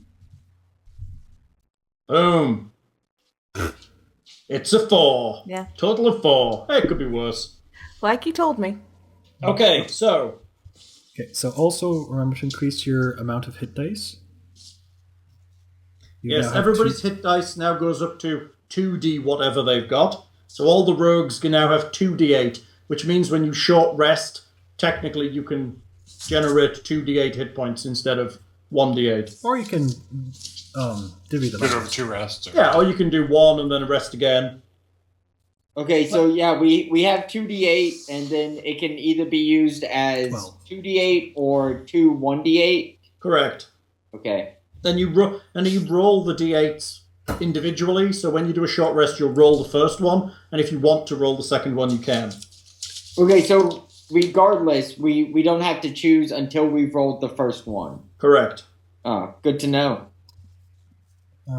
Also, you'll get an extra spell first level a day. Right. So that goes up to 3, and you recover that slot back. You get to prepare an extra spell, and you also get to learn 2 more. Cool. So that's it. Those are the slots you use. Right. So currently you start the day with none used. Right. So did you want to take Burning Hands and Thunderwave like we talked about, or was there a different one that you thought of? Thunderwave! Actually, I like those 2, so... So you're taking Burning Hands and Thunderwave as your 2 spells. Yes. So they're arriving in your spellbook as we speak. So Burning Hands, Thunderwave. So you're an Evoker, which is kind of nice, especially if you're taking Burning Hands and Thunderwave. Well, it was kind of the fact that she's forced to be an Evoker. It's like, well, better get you You some may as well evocation take the ones. spells. So, as a school of evocation, you have Evocation Savant, which allows you to scribe evocation spells into your spellbook at half the cost of gold and time. So that's kind of nice. Mm-hmm. You also have the ability to sculpt your spells, so you can create pockets of safety inside your evocation spells, so you can cast it on the party without totally burning the shit out of them. Mm-hmm. So when you cast the spell that affects other creatures that you can see, you could choose a number equal to 1 plus the spell's level, and choose the chosen creatures automatically succeed on their saving throw, and take no damage if they would normally take half on a successful save. Right. So for most of your spells, that means you can probably cast it through the party, and they'll probably not be affected. Well, keep in mind, it will depend the level of spell. Right now, she can only ignore 2 people with one of her spells. Yeah, but I mean, if she's close up behind you and cast Burning Hands, she's probably going to be fine. But yeah, she still has to keep attention to how many people she's... Yes. So I said that's where the word probably came in. If she wants to be a good party member that we like, yeah. Yeah, right? Just have to. So, Cleric-y Bob. Yes. Are we good with the wizard? Yes. Awesome. Alright, Cleric, you get either 1d8 plus your con, or 5 plus your con for hit points. I will... 5. That's the higher end of the thing. It's slightly above average. And I am rolling crappily, but what the heck? I'm going to roll because I'm a roller. Do it! He's a classic roleplayer. That's a 1, dude! That's a 1. I do love how all the examples of rolling hit points have proven my point. Yeah, but you know over time they'll average out. No, they won't. It's better than average. It's better than average. It's better than average. It's flat better than average. So I get 6 hit points. Yes, that's still good. Okay, you also get Channel Divinity once per rest, which I believe is Turn Undead for you. Turn undead, and then... That comes from your Divine Domain. Yeah. You also get the Divine Domain feature, which gives you Channel Divinity Preserve Life. So once per rest, you can either turn undead or preserve life. Yes. Preserve life's really nice, actually. It is. And I can... You choose creatures within 30 feet of you and divide up 5 times your level's worth of hit points among them. So if bunches of the party are unconscious, you can just be like, "Ah!" and they all stand up again. Yep. And I can channel divinity once per rest period, so short rest will bring it back. Yep. You also get to cast 1 additional first level spell. Indeed. Well, I get to prepare, and prepare 1. Yeah, you get an additional first level spell slot. Are we good? We are good. I think so. So leveling didn't take long. Is everybody happy? Yep. Yes. I could be happier, but yeah. Rogues? Word. The rogue? Okay, so what's your plan now? Well, I mean, here's the thing: is there someone in our party who is confident of being able to track the goblins? Track the goblins. I am not confident. I wasn't able to find out which track they took. It's certainly, I think it's the best thing that we could do is to try and track them, but I don't think I could do it. If they went into the woods, we might not be able to take the cart with us all the way. Well, the intention was for someone here to at least finish that trip. If we could make it to where most of us go to try and track down Gundarin. Never split the party. Well, Ancient dwarven tradition tells us this. I mean, Sildar was heading there anyway, and with these goblins taken out, unless there's... Sildar, is there any other bandit points along the trail? Bandit points? Areas of known danger? This whole trail's full of bandits, lad. How I would appreciate you escorting this stuff, as you agreed to Phandelver.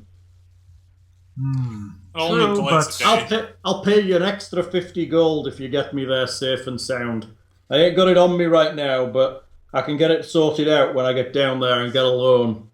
50 gold total or 50 gold apiece? Total.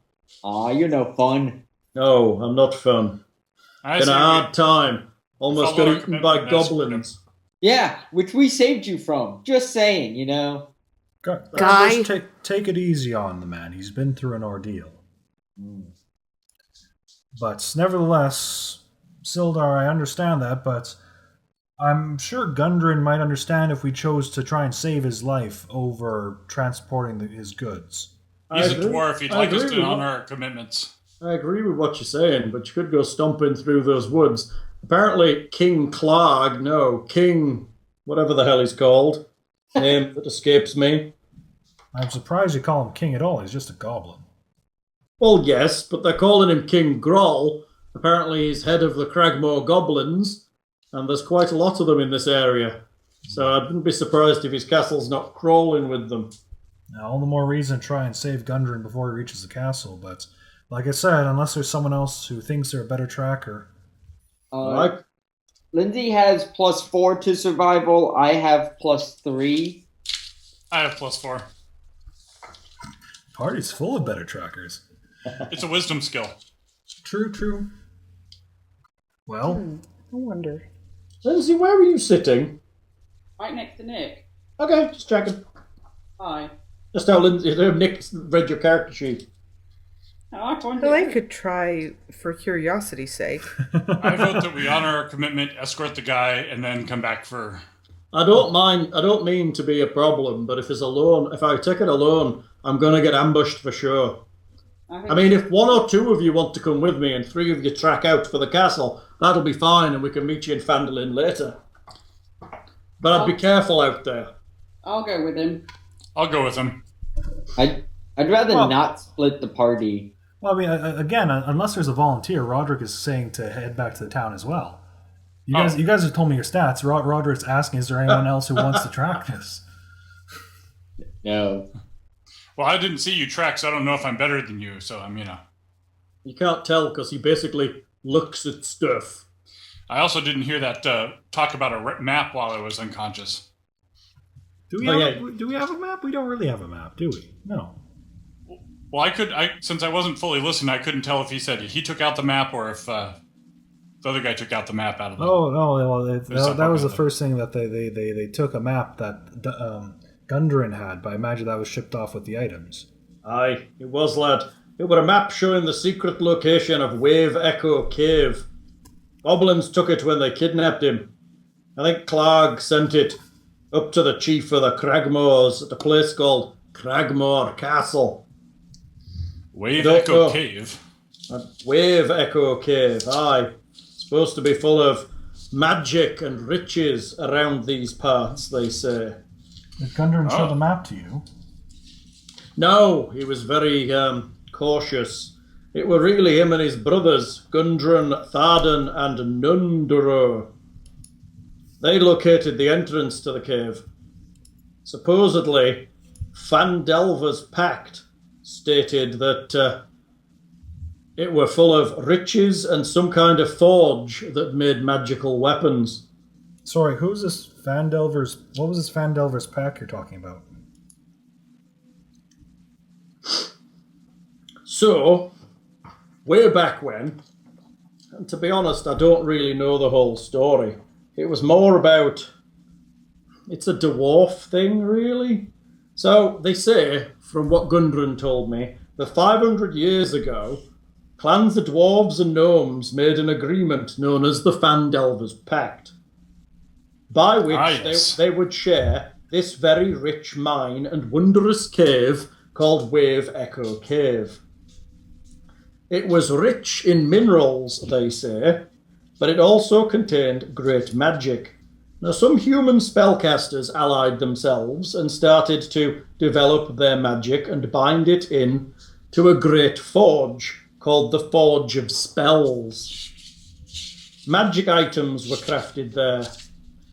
So, times were good, but eventually orcs swept through and wiped out basically everything, including the town of Phandelver, and the source of the cave was lost. But the brothers seem to have found the entrance, and that's what map was for. Does this jive with my knowledge of dwarven history? You've heard of it before, you think? Some kind of cave with a magical forge inside it? Well, I'm going there.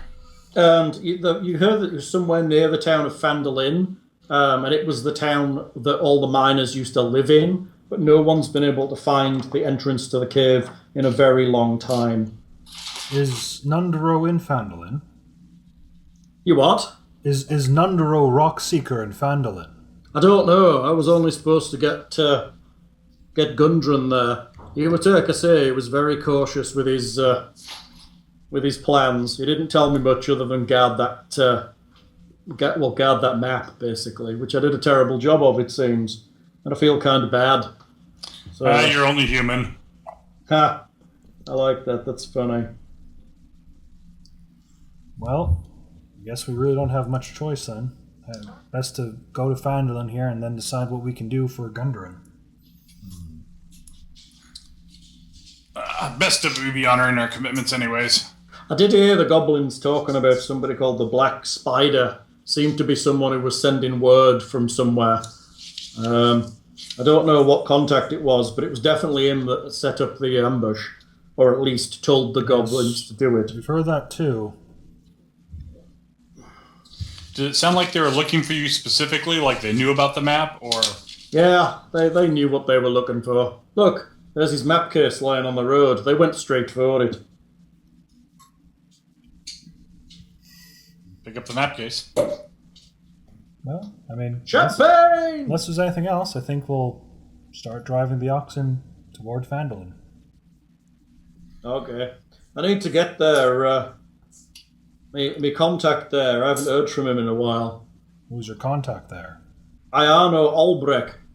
He was a wizard. We sent him ahead a couple of months ago to establish some, to set us up some stuff. We're going to need some miners and get everything in order. So, Iano Albrecht. He was a human wizard. Oh, fuck that noise. We haven't heard from him in a while. Kind of worried. When I get there, I'm going to have to look into what happened to him. Probably fucking evil. So I actually got 6 hit points. Woo! 6 points. So, what's the plan, ladies? Oh, if you're asking the ladies. Escort him to town. And Thing just jumps in for that. It's because he's got boobies. You don't know what's behind the beard. We have a good idea. So, town? I think it would be wiser to go back to town. At least we could resupply and It's be going more towards prepared. town and- Don't go back to town. Go forward to town. Are you going to town? Yes. Yes.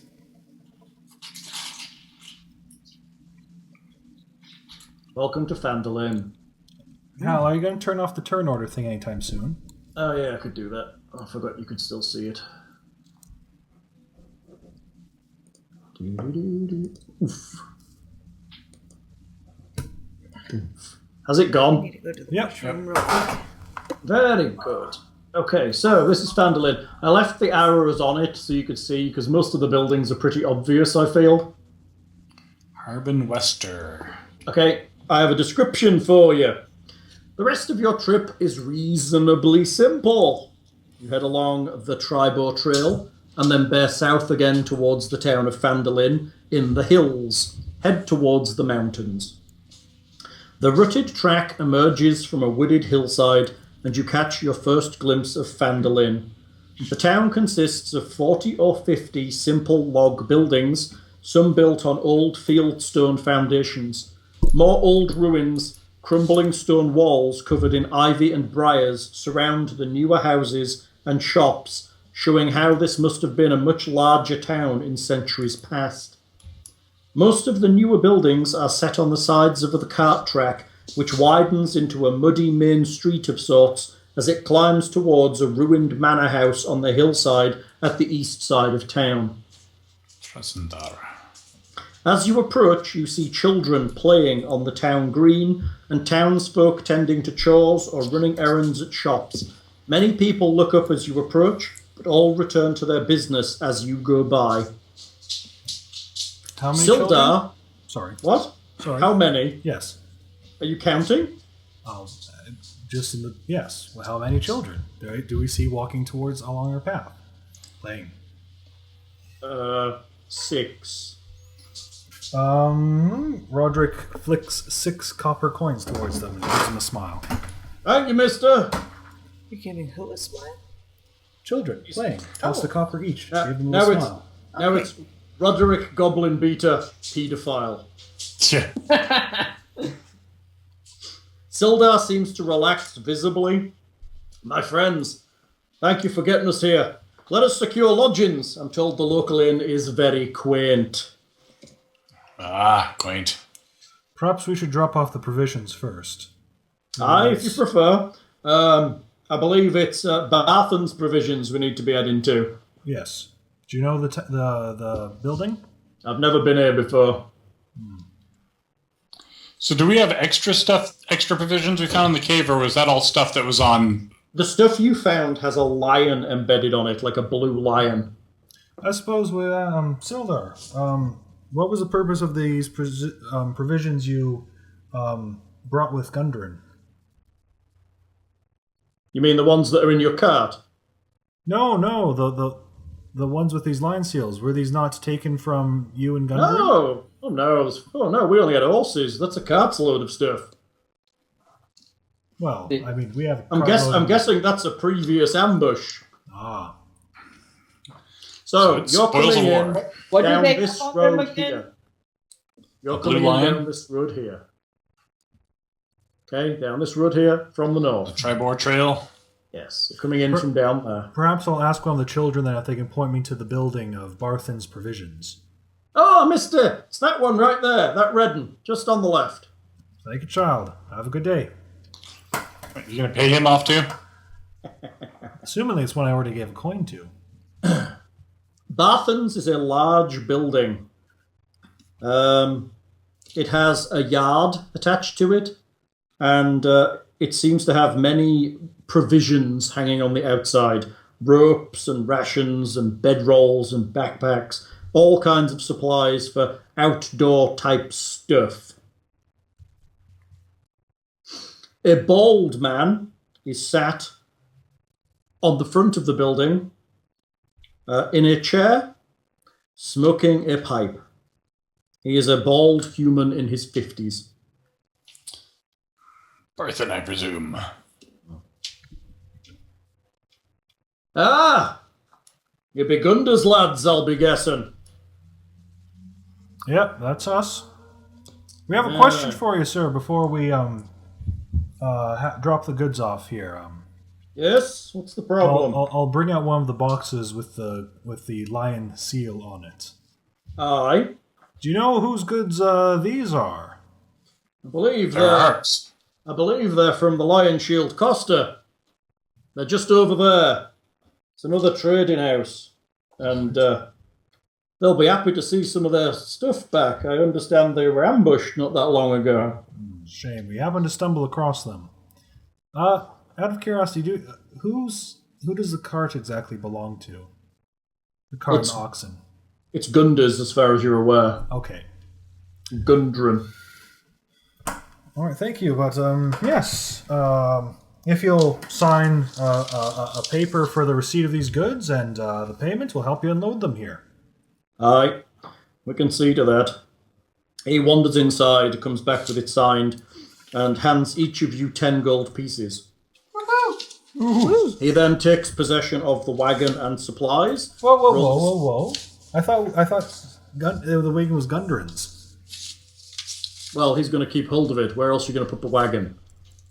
Well, I thought we'll use it to transport him to Lion Shield, and then we'll see what the inn has for stables. Well, I was going to keep it here for him with the rest of his provisions. Oh, sorry. I thought. Oh, these are his provisions. I thought we were taking it to the trading house. We can just portage it over to...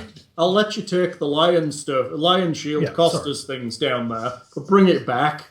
Okay. Well, that's why I was asking Hal who's it belonged to and stuff. It's Gundarin, but you deliver a Gundren, but you're delivering it here. Oh, okay. Yeah, then I'd ask if we could just borrow it to drop off the Lion Shield stuff. Of course you can. So, anything I can be interested in selling? You know you've got some money. How much money have we picked up in the past? I'm sorry, I don't... The current pot is 641 copper pieces, 129 silver pieces.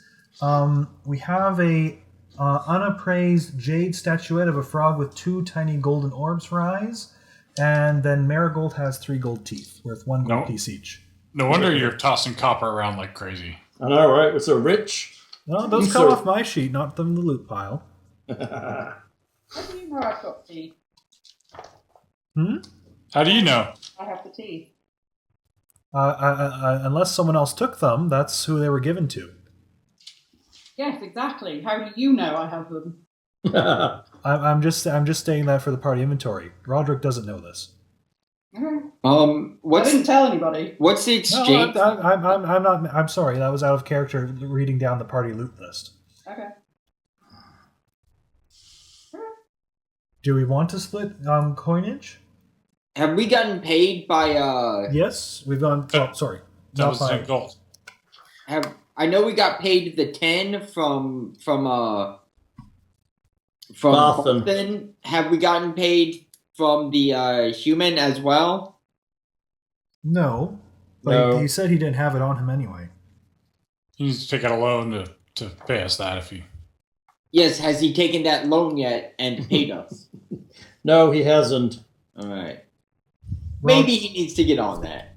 I see no reason why we need to put him in debt.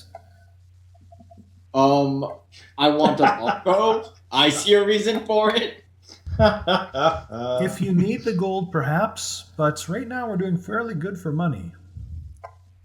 Let's see how much the lion shield gives us, and then I'll see if I need to put him in debt. I don't know why they should give us anything. We're returning their goods. Because we could not return them? I could keep them. Are you suggesting we keep them? Thror? Guybrush?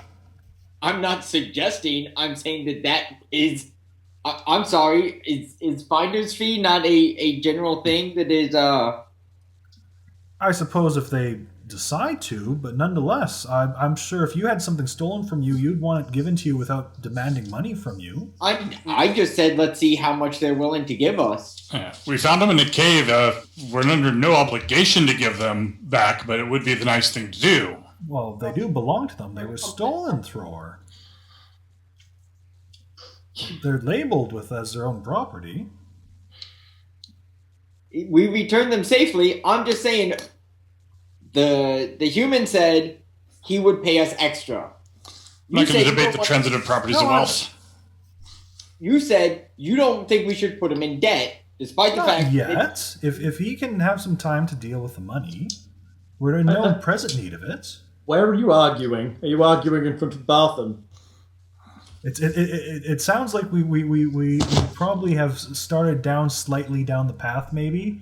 Fair enough. Not much more than a block, though, before Guybrush is asking as Sildar obviously did not take out a loan with Barthen. Not yet, he hasn't. He having just arrived. I'm just asking if he's taking out the loan. I'm not. You got the impression from what he was saying he was probably going to go try and find the wizard and do it from him. I make no attempt to press him, Sildar, and I advise against it, but you can say what you wish to Sildar, Guybrush. I'm just saying, it did come up about the lion shield. You're like, why should we charge them? Well, why should we charge them? I'm not saying we should charge them, but we shouldn't turn away money. I'm not saying we'll turn away money. It sounds like you were trying to sell them to them as though they were ours. That's not what I said at all. I merely said, let's see how much they give them, and that'll determine how hard I press for the money that was promised to me. Ah, I see. I apologize. I didn't realize that you mentioned pressing Sildar. I thought you were talking about pressing the lion shields. No, pressing Sildar for the money that he promised. I see. That's all right. That's understandable. So, just so I know for the future, if we run across a dragon horde, do we have to track down every person the dragon got money from to see if we can return it to them? How long is it somebody else's money once it becomes a horde? If it's something with someone's property symbol on it, I think a reasonable attempt could be made. These aren't gold coins where you can't tell the owner. Well, you can tell the owner by taste on those. Come on. Can you? Yeah. Well, or if there's. Then I suppose if you want to taste all these coins, we can see if we can return them. But I don't imagine how you can do that. Well, I'm a dwarf. Oh, that one's mine. That one's mine. I suppose we walked into that one. My family lost you just long well, ago, Thror. obviously. You just well. I like that. Dwarves, they are wily. Do we want to split the coinage we do have? Do y'all want to wait till we try to get paid by the lion shield and then? Well, All right. Let's go see if the lion shields will offer a reward then, and then we will split afterwards. all right. Okay. Who among us is the best at bartering or persuading people to pay us? Again, if they offer us a reward, I think that's fine. Perhaps we can tell them what we rescued them from the goblins, and they will feel better about it in the labor we went through. But I see no reason to try and really force them to feel obligated. Not forcing, merely gently nudging. Yeah, a nudge can be forceful when used for the wrong reasons. We're just going to say at great personal risk, we decided to also retrieve your goods we found in the cave. Yeah. That is fine. That doesn't sound very cleric-like. Dear, Okay. the dwarves and their gods are very gold-centric. You must Moradin understand saw this. fit to lead me to a cave with goods in it. He obviously wanted me to have them then. How's that for cleric-ish? Okay, I'm sorry, Lord Dwarf. I like that. It's funny. So, you pass through the town square. You see a shrine to the goddess. I want to say it's Elidamara, but it's not, is it? It's Timora. That sounds On the northern side. On the opposite side, you see a small, well, a slightly smaller trading post than Barthen's. Hanging over the front door of this modest trading post is a sign shaped like a wooden shield with a blue lion painted on it. 'Tis the same lion what's on your boxes. all right. Excellent. No owner standing outside this establishment? Nope, the door is closed. Stand up and give a knock on the door. After maybe, Run by goblins. you hear kind of a sigh and some feet walking across behind the door. Opening the door is a human woman in her 30s. Yes, how can I help you? Come in. Business? Somewhat. Do we have the honor of addressing the holder of this trade house? I am Linen Greywind. Linen? Linen. Linene. Yeah. Sorry. Greywind. Okay. I am the master here. Well, we have a bit of good news for you then. Really? What might that be? No taxes this month. I'll give a bit of a sigh and let either Guybrush or Thror step forward, since they seemed so into the idea of someone else talking. Well, he's the folk hero. He's not the only one. Are you Oh, a you're a folk folk hero hero. too? Yes? Wow. Ah. Jesus, the folk standards are really slipping. Yeah. Shieldy Man and Mr. Hide in the Bush. I know, right? It's not hiding in a bush, it's taking cover to fire. Alright? It is a perfectly cromulent military tactic. Cromulent. Rodrick clears his throat and gives Guybrush an elbow. Yes, madam.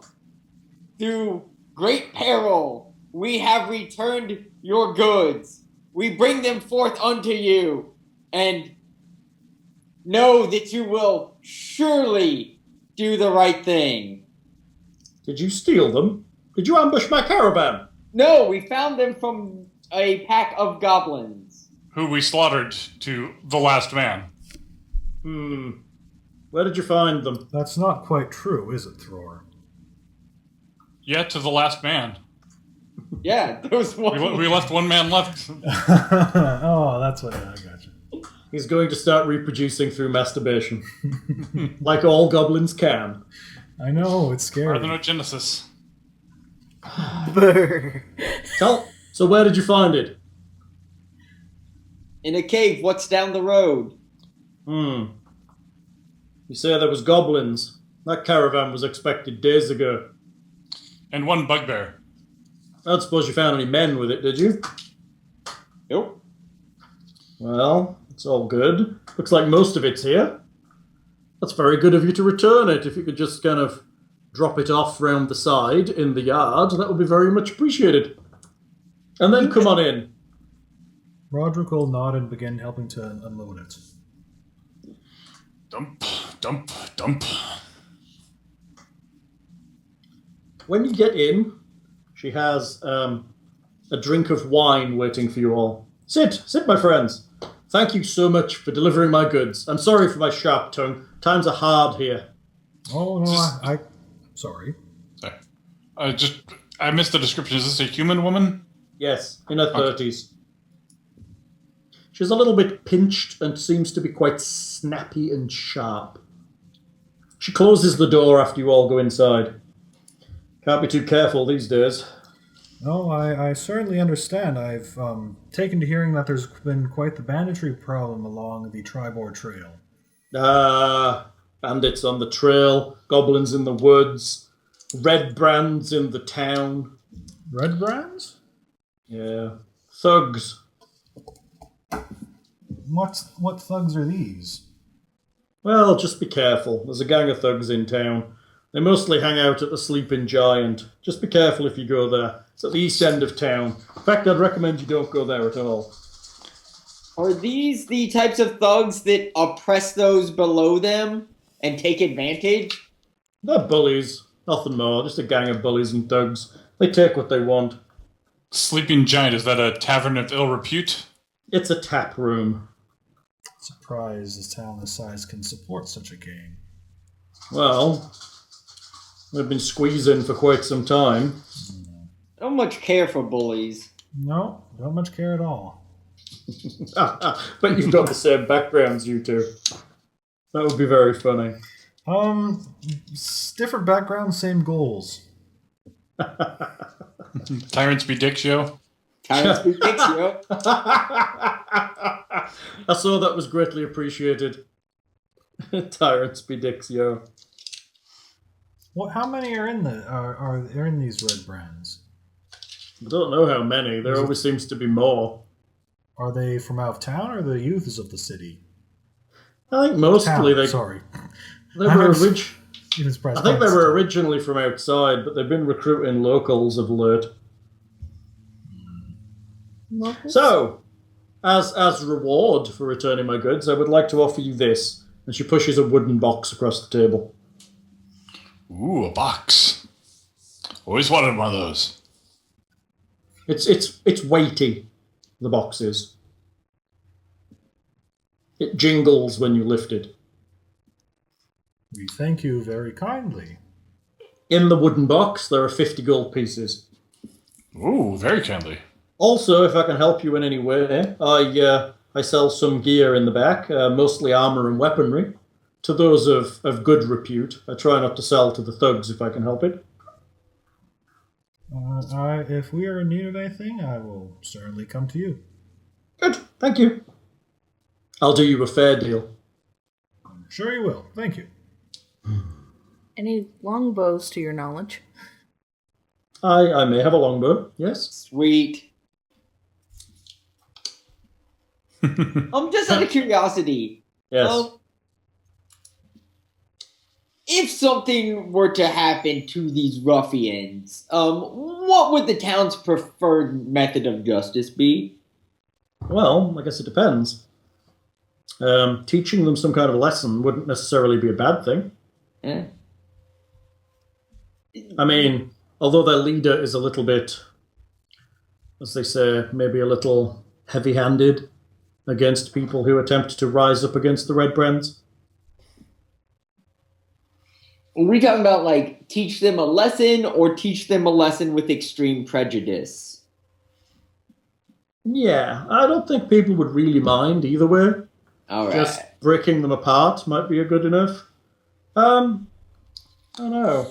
We don't need to go looking for a fight.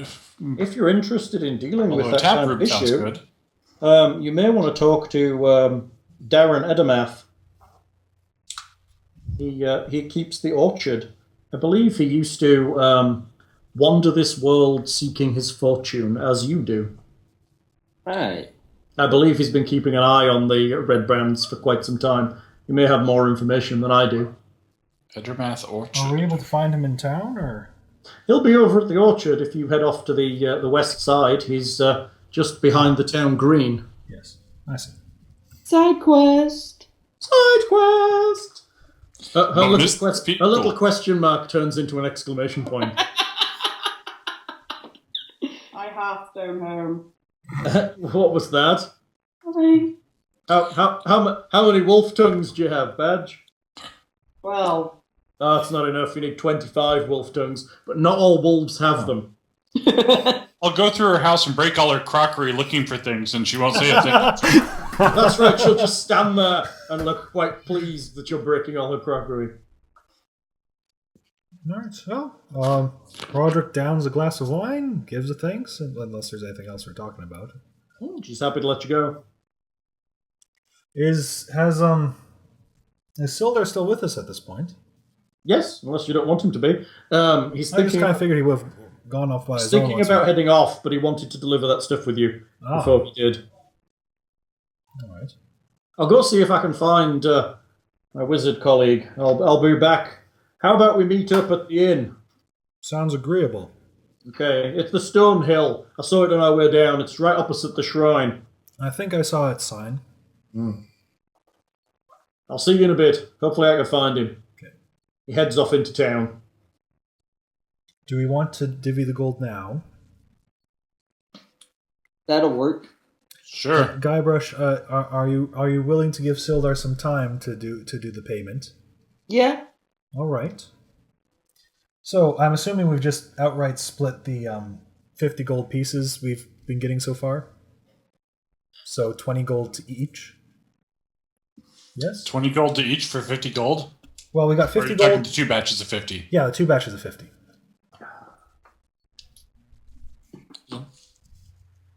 Okay. I wasn't sure if that was some weird human elf math. So then we have 600 Weird. gold. Versus dwarven math, which is I get all the gold and fuck you. I got the big hammer. I get gold. So 641 copper. So 640 divided by 5 is 128 each, with 1 left in the pot.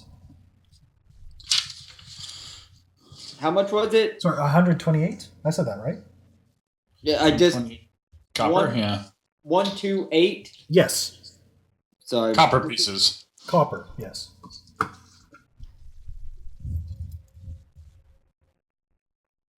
Did you catch that? Everybody writing their pennies down. Yep. Yes. Now we need an honest money changer that doesn't charge a fee. That was 128 copper. That's a hefty sack of copper. It's a hefty sack of copper. It's 10 or 100 copper makes a silver. 10. Then 10 silver is a gold. Correct. Did that include your starting money? Yeah. So you should have got another 10 gold pieces Yeah. and be at 30 now. And then they brought back an electrum too, so electrum's sitting between silver and gold. I know. What was with that? What possessed them to do that? They were hearkening back to a more pleasant time when Electrum was Yes. there and people could multiply by 5. But they also didn't go all the way back to 12 silver to a gold and the Yeah, and also be thankful this isn't Dark Sun where you have like ceramic bits and Yeah. there's like 8 of those per bit and it's how many half farthings in a crown? That's right. That could be really bad. Okay. So we have 129 silver pieces, keeping 4 in the pot. 125 divided by 5 is 25 silver each. Now we can see how big the inn gouges us for prices in this town. So we have these 2 vials of labelless red liquid and the jade statuette of a frog with tiny golden orbs for eyes. How do we do appraising? What skill do we have for that? What have we Did got? we try detecting magic on the vials? I guess you don't have anything. No, you didn't. I'll cast the ritual version of detect magic. They are magical. Potions!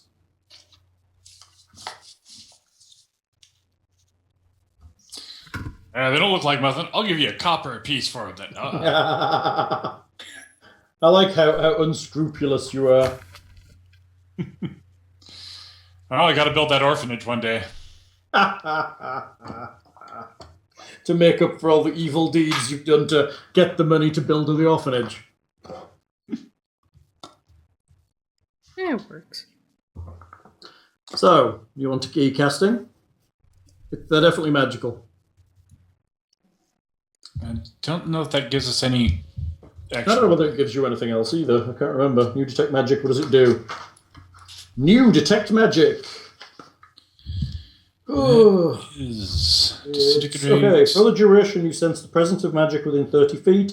If you sense magic in this way, you can use your action to see a faint aura around any visible creature or object in the area that bears magic, and you learn its school of magic, if any. The spell can penetrate most barriers, but is blocked by the usual blah-de-blah-de-blah. Alright, so we actually have to wait to get identified to really identify things again. Yeah, I guess. Actually, with potions, I believe you can taste them in this edition, and they will... Oh, yeah. It's evocation magic. Do you just kind of like dab it on your finger and rub it on your gums a little bit? Yeah, a little. You taste heals it. Heals that sore. Yeah. Actually, I believe you can automatically identify potions by taste now. Interesting. Take a If taste. anyone would like... You taking a taste? Yeah. You feel a little better. Ah. They are potions of healing. Is there any way to find out like how much healing they do, or It's an item. It's an item. A potion of healing. It does 2d4 plus 2 hit dice. Nice. These could be very useful. And after a little bit of argument, the rogues figure out that that frog is worth about 40 gold.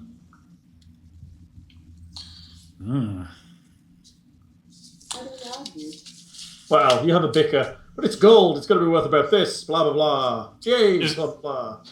Is it just an artsy frog, or does it look like some, pagan idolatry frog? It's a small, like really tiny, like pocket-sized frog. Poker frog.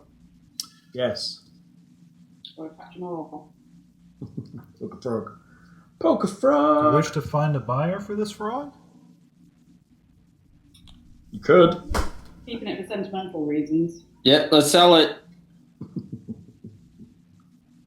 I think Take it- perhaps take it to the Barthen's auction house. provisions might be a bit... auction house? I don't believe there's one in town. Do you know of one in Thror? No. There's always an auction house.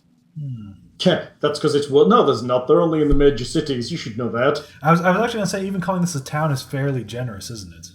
Yeah, it used to be much larger than it is now, and that's clear. But they're getting there. They're eking. There's 50 or 60 buildings.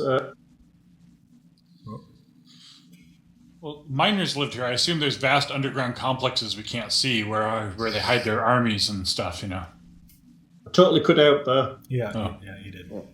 Sorry. No. So, well, shall we check with Barthen then? He seemed at least more prosperous than the Lion Shield, and if he's not able to buy it, perhaps he can just tell us about someone in town who's able to. Sure. Besides, we need to return the card anyway. Yeah, true. You return the cart to Barthen. He sat outside still, smoking his pipe. Barthen, is your trading house able to handle the trade for this kind of luxury good? Objet d'art. Pulling out goods. the jade statuette. Oh, I guess there's a few festivals coming up. I might be able to shift it. How about I give you 40 gold for it? Looks like it's about what it's worth. I think that's agreeable. Looking to the party to see if anyone's cutting him off at any point. It would seem reasonable to me. All right then. Go talk to Thistle inside. She'll give you it. Hey, Barthen, you got any longbows? No, I don't stock weapons. That's the Lion Shield Costa. Alright. I stock other gear, though. I can get you a really nice backpack. Heading inside, talking to Thistle, was it? Thimble? Thistle. Thistle? Thistle. There's a couple of young... This'll learn ya. Look, a couple of young shop clerks, a boy and a girl inside. Can I help you, sir? Yes. Interest you in a bedroll. Perhaps a purple one to go with your complexion while you're sleeping. No thanks. Rations, then. Best elk rations in the area. Tempting. I'll come back to those. For now, your master has purchased this from us for 40 gold pieces, and we're here to collect. Hang on a second. She pops outside, has a quick word, comes back in. He does say yes. I like it. Look, he's a little frog. That's very nice. Come on over here and we'll write him up for you. She writes a little bit on a piece of paper and turns it round. You sign down at the bottom there. By where I've put that cross. Just make an X. Some kind of mark. Rodrick writes his name. Oh, very good, very good. He folds it up and puts it away and hands over 40 gold pieces. Rodrick, fancy lad. Can I interest you in any kind of provisions or things for your outdoors survival, perhaps? I'm sure I will be back again. There is a journey we intend to, but for now we'll be staying at the inn. Okay. I have some very nice lanterns. That's very nice. They're very shiny. That's nice. I need to get back to my party now, thank you. Okay. Rodrick will come out and divide it to 8 gold pieces each. Excellent. Now what? So you cats want to go talk to Orchard Man? I love that. Do you cats want to go and talk to? I certainly do, but perhaps it wouldn't be inappropriate to check out the inn first and book our rooms. I'd certainly like a before we get done. Are you going to the inn? Certainly like a place to rest the backpack off my shoulders of carrying it everywhere. You head to the inn. Yes, it is. The Stonehill Inn? No, not for this picture. The Stonehill Inn is set off of the centre square. In the centre of the town stands a large, newly built roadhouse of field stone and rough-hewn timber. The common... You haven't been in it yet, assuming you opened the door. Yep. The common room is filled with locals nursing mugs of ale or cider, all of them eyeing you with curiosity. You notice that sat in the bar is Sildar Hallwinter, looking a bit glum. All right. Is there... So we enter through the tavern then? Yeah, you walk in through the main doors. Does there appear to be a booking area for the rooms? There's a bar. Just a bar. Behind the bar, there is a short, friendly-looking, young, fat guy. Is this mainly humans in this town, or? Yes, you would get the impression it's mainly humans. Mm-hmm. Does the place look like it would have many individual rooms, or more of a common room type place? It's reasonably large. You don't get the impression... Well, it's hard to tell while you're in the tap room. Well, I mean, does a tap room look like it's a place that's easily closed up into a common room? Well, all they do is kick the folk out and shut the doors, basically. It's a large room with tables, but there are stairs that you suspect may lead up to an upper floor where there may be rooms. Head to the barkeep and inquire about an ale in a room. Hello, Sir Dwarf. Would you like a ale? Aye. Very good. And I guess you're here looking for rooms. What kind of accommodations do you have? Well, I have 6 individual rooms upstairs. One I've just rented to the gentleman over there in the corner. He points to Sildar. Any of them with particularly larger beds than the others? No, I'm afraid they're all pretty well appointed. Most of the beds will take 2, if that's what you'll want. Fair enough. How much for a night? 5 silver gold, 5 silver pieces to you, sir. Done. Very good. 1 room to you. Rodrick will get a room for him in Heleh. And your ale, sir, that will be 4 copper pieces. Here you go, sir. That'll be 5 silver for you too, sir. Yep. Hands it over. Is the tavern open all night? No, we tend to close down when the workers head out. No sense in staying open. We're a working town, sir, and most people like to sleep before the day's work. Do you have any hot meal ready? Yes, I could provide some meal. 3 silver. I do like to hear what I'm getting before paying for it, if you don't mind. I believe we have some roast venison back there, and some potatoes, and possibly some carrots if we've still got some left. That sounds fine. Would you like that as well, dear? Yes, please, actually. All right. Well, we'll have two plates of that. Aye, I'll bring it out. How about the rest of you? I'll also have 2 plates of that. It's nice that our cleric is all about moderation. That's 3 silver per plate for anyone who's eating. Yep. I've got healing to do. And it's 4 copper for the ale, if anybody's drinking. He brings out food and ales as ordered and places them on the table. Assume he's sitting with Sildar, who sat at a large table on his own. To be perfectly honest, Rodrick might try to ask Heleh if they can't get a small table and just a bit of privacy time for themselves. Oh. Hanging out with a group is fine. Oh. Okay, you go and smooch up in the corner. Cool. I'll offer to buy Sildar a ale. Sildar's already drinking, but he thanks you and downs what he's drunk. Seeing as he's had a hard time recently. So, I've asked around. I can't find Iano anywhere. Iano? Iano. I can't find him. I've had to take that loan from old Barthen. Here's your money. He slides 50 gold across the table. Thank you, sir. Well, I was apparently. I quickly take my 10. Seems that what I found out is Iano disappeared around soon after arriving, about 2 months ago.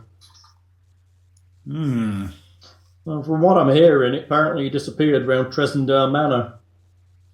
I'm wondering if you could, maybe investigate around that area and bring him back. Yeah. Or maybe he's been killed. Sounds reasonable to go investigate. So, yeah, he's a short, dark-bearded human wizard. Short, dark-bearded human. Okay. In his 30s. Are you sure he's not evil? What's with everybody being Just because he has dark hair does not mean he's evil. No, Well, is he but- dark and bearded, or is he dark-bearded? He's dark-bearded. Okay. I guess that don't doesn't... trust humans that use magic. Don't trust humans that use magic. Yeah, they don't live long enough. It's interesting. Not with all these folk heroes running around. It ain't right. It's easy to get famous in these parts, apparently. Well, do we want to rest up for the night before checking out the manor, or I guess I'd like to go to the orchard. mention that to Heleh and... There are several people also in the inn, mostly farmers and general work hands. Are any of them playing any games? There is a couple of games going on, but the most exciting looking one seems to be going on between 2 folks. One seems to be a farmer, and one appears to be a miner, and some kind of dice game. Let's looking for a more exciting one. More so looking for one with more people and a nice conversational tone to it, really. Arm wrestling to the death? Death arm wrestling! Or maybe not to the death, or that'd be bad for business. To the pain, then. More so looking for card games. There isn't any card games running as you can see right now, but you could probably get one started if you have cards to play with. Unfortunately, I do not. No? 3 Dragon Ante? No. Hey, It's, don't hard, expect it's, my hard, auntie it's hard to anywhere. deliberately lose unless it's a card game, really. You deliberately lose. Oh, I see. Yes, very good. No, there's an exciting game of dice of some kind going on the other side of the room. Oh, role players, are they? Maybe. Ha! Kill you! I attack the ogre! I twat him with my axe. It's etc. That You would see be a exciting. barmaid wandering through the bar, dropping drinks off at various tables, and there is a pleasant-looking woman stood behind the bar now as well. Let me guess, she's not in her 30s, right? Well, everybody's in their goddamn 30s, apparently. It's a young town. There's also a young boy sat on a little stool in the corner. In his 30s? Yeah, he's in his 30s. He's a young boy in his 30s. Maybe his tens, maybe. No, he's in his 30s. Ah. Everybody's in their 30s. He's just clean shaven, maybe. It's the magic It's of a the boy town. face, baby face. Apparently everybody's in their 30s. All those children, in their 30s. I think ageist piece of crap. They were just shorter. That's all it was. They're midgets. Aww. After a while, you see the farmer kind of gets upset, hands over some money, and it goes kind of quiet at that end of the bar. They just start drinking and talking to each other. So how late in the day is it when we've arrived in now? Probably didn't take you all that long to get here. You're probably kind of mid-afternoon at this point. All right, does anyone want to come with me to the orchard, find out about this gang? Yeah. I do. Perhaps maybe we wait until after supper. He won't be busy in the trees, and we can talk to him at leisure. I'll also... Maybe we can even bring him over a bottle or ale or something as well to ease his spirits. There's apparently also this manor we might want to check out. Fair enough. Sounds good. And I'd also who like who to told you to check out the manor, Thror? Oh, Sildar. Ah, yes. His Guybrush, wizard friend apparently disappeared up around there a couple months back. was Guybrush hassling him about the loan at all? No, he already had just handed over the gold. Oh, all right. Do you mind if we get our share? Sure. I mean, no. I don't mind. Another 10 gold to you. If is Guybrush agreeable to going to see him after supper and bring him a drink or something? That's fine. I'd also like to swing by the Lion Shield, see if I can pick up a longbow on the cheap. All right. On the cheap. Well, we did help her out. It's only a double city costs. That's cheap around here. She said she'd look after us on the prices. She did. It's true. Well, you guys can do those errands. Heleh, why don't you say we maybe rest for a few hours until after supper? Check out the room. Rest. Are you two gonna go bone? Well, You're not getting a charisma roll to see how long you last. We're not being in that kind of game. Wouldn't that be Or would you like Constitution? a con check? Yeah, you're right. I would hope no checks are required. Well, I guess you're married. I guess Was no it checks particularly are strong required. ale? I think Heleh is a lightweight, so... was that a whiskey dick joke? I think there was one in there. Alright, well, if y'all two want to do that, we can go to the orchard and figure it out. Well, it's mid-afternoon, so if you agree to see him after supper, we have a few hours. Alright, I'm gonna run over to the Lion Shield, talk to that broad, and I'll meet you back here. Talk to that broad. Sounds good. You're Just going to attack remember by not. the red-handed guys, and then we'll have to come look for you. But yeah, it's fine. I can't promise that'll happen, but I guess I can't promise it won't. I'm sorry. No, you're not. I'm not. You're not sorry at all. You will be. You will be. That's funny. Aw. So, is anyone going with Nick to buy weapons and armor? Probably. I don't think I can afford better armor and weapons than I have. The rogues are heading out to the Lion Shield Costa. Okay, you arrive. She lets you in. So, how can I help you? You mentioned a longbow? Yes, I'm looking I to have purchase a longbow. fine longbow right here. 50 gold pieces. Never fired other than to test it.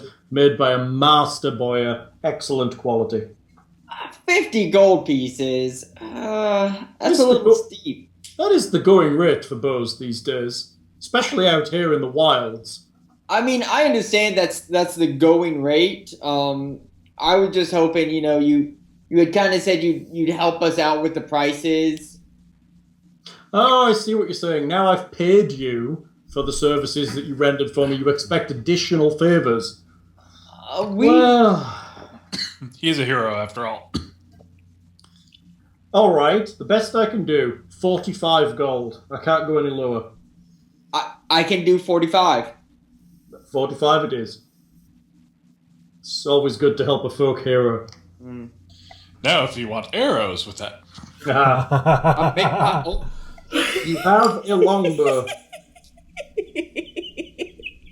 I'm not gonna lie, my dick just got a little hard getting that longbow.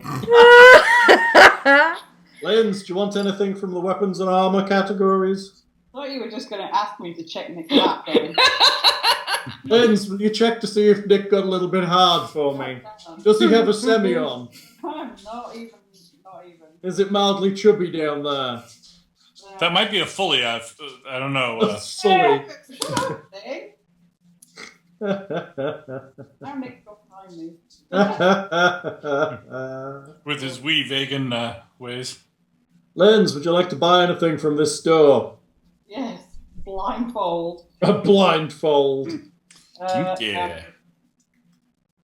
Thanks. Are you sure? Well, I can't think of anything I want, so yeah. Weapons of all kinds, armor of all kinds. You can upgrade your leather to studded. How much would that be?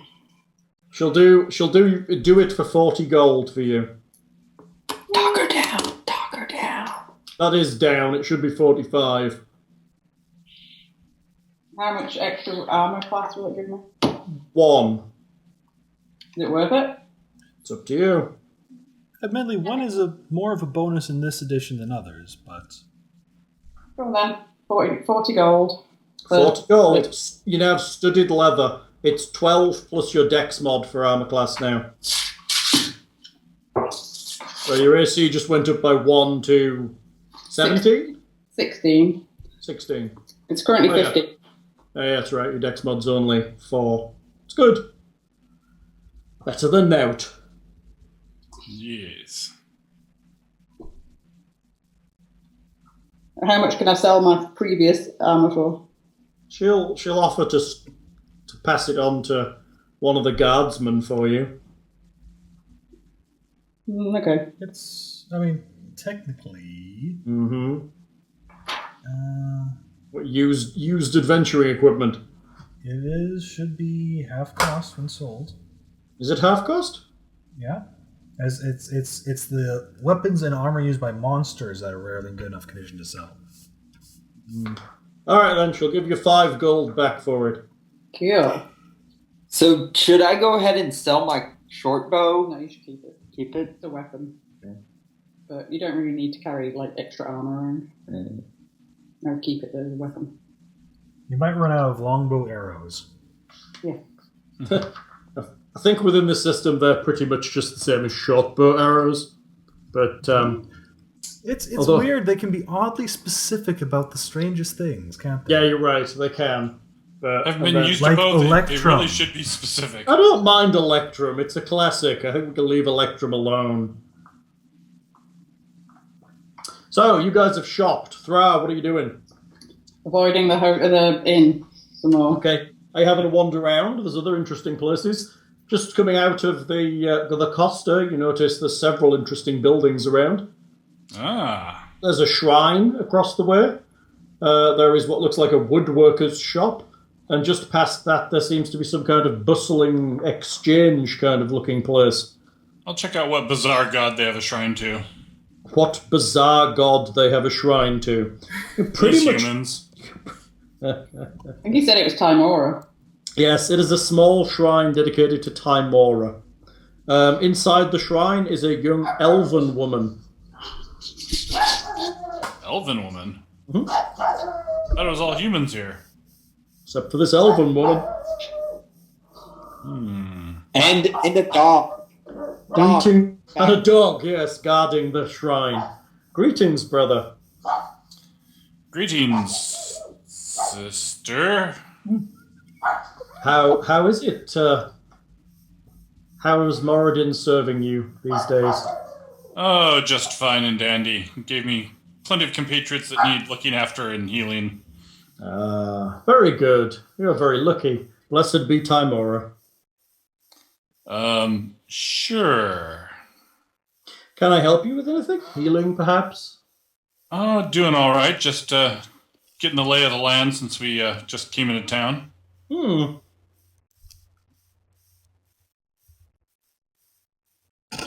Any news of the locals about? I hear there's some lads causing trouble and whatnot Yes. in the area. The red brands, they are a little depressing. I've been healing locals more and more regularly after their beatings. It has not been good. The only business that seems to be safe is the miners' exchange. An exchange in underaged people. Ha ha! That is funny. Moradin must be proud to have you. Now, miners as in ones who dig the earth. I would have thought a dwarf would have gone there first, rather than to small children. It kind of concerns me a little. I've been hanging out with some folk heroes with interesting tastes. Ah, I understand that. I was wondering, you say you're hanging out with heroes. Oh, that's what they tell me they are. Might you be interested perhaps in a small job? Oh, perhaps. We do have some time in town. What kind of a Well, job do you need doing? I'm looking into some research for an interested party as to a specific spell book. It's an ancient tome that has been long lost, but I was wondering, I've been led to believe that there is a certain entity known as Agatha that may know the location of this book. Agatha. And when you say entity, you talking something of the monstrous persuasion? Yeah, something of the as once lived, now no longer does persuasion. Ah, yes. I believe the technical term is banshee. Ah. Well, the wonderful singing folk. Well, I don't think you'll be saying that if you actually hear her singing. So what basically I need to ask her is, does she know the location of Bowgentle's spellbook? Bowgentle's spellbook. Yes. I was thinking that, Agatha could be appeased with a suitable gift. Perhaps this comb I have here. Ah, and you need somebody to go present that to her and see if she's... That would be correct. Now, is that the kind of thing you might do? Take my comb, flatter her vanity a little, perhaps, trade it for information? Is she a local resident in these parts, or are we talking a long journey here? I don't think it's too far. I believe she's out by Connerbury. Connerbury? Oh, that's right, we don't have that map up. I can switch to it if you need it. I was just trying to get in, if we're talking like detouring days out of our way, or... You may, if we were to be referencing it, you may want to just put it as a handout, Hal. Oh, actually, yeah, that's a good plan. I could do that. Hang on a second. Let's see what we have. Okay, so that's way up there. Oh, yeah, that'll do.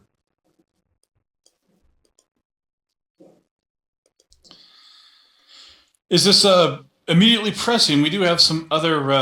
me and my compatriots have some other... There's the map of business to do. Phandelver. It's a handout now. Woo! Okay. Well, we might be able to fit that in our wanderings. That would be most kind of you. In exchange, I would happily offer, shall we say, 3 potions of healing for your efforts. Oh, most generous.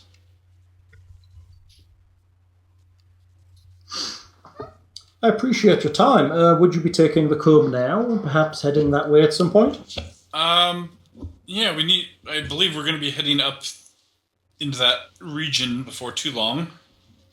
Very good. I believe she's just outside of Connerbury somewhere, possibly in the woods.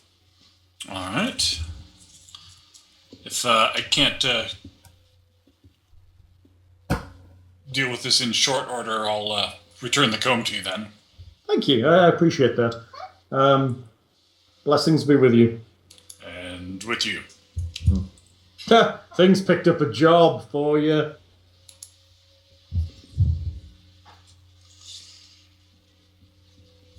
More We're commerce. busy in the tavern, so Above the tavern. Getting busy above the tavern. Getting busy. That's right. Strength check, agility check for jump. We need an athletics check for jumping off the wardrobe, Lockhart. Ooh, pulled muscle. Have to Tough make luck me. there. That's right. Have to make me a ranged touch attack. Well, he's all good at the dodging and imposing disadvantage. So Yeah, that's right. Is it? Did Rodrick borrow Thor's robe and wizard hat? Why would Thror have a wizard hat? He's a cleric. Heleh is the wizard. She has a wizard hat. Oh. and a staff with a knob on the end. And a That's robe. right. It has wizard on it in letters WIZZARD. Wizard staff has a knob on the end. It's big and round and weighs 3 to the pound. You've never heard that before, have you? I Really? have not. Oh. actually. I need to introduce you to more Discworld. She's the one that got the Discworld reference trinket, too. It's funny. It's big and round and weighs 3 to the pound. There's the whole bunch of verses out on the interwebs. As well as the porcupine shall never be buggered at all. That's right. I thought it was the hedgehog shall never be buggered at all. Oh, sorry. That's right. One would think Bristle porcupine should be very similar, really. I would have thought so too, except for there's probably no porcupines on the Discworld. Because it's technically England. Ah. Oh. Quiet. Moment of quiet. I went quiet. Who went I quiet? think I might have went quiet. Oh, you went. Don't drop the call again. Don't drop that call, Lockhart. It's been 3 hours. Don't drop the soap. Yeah, don't do that.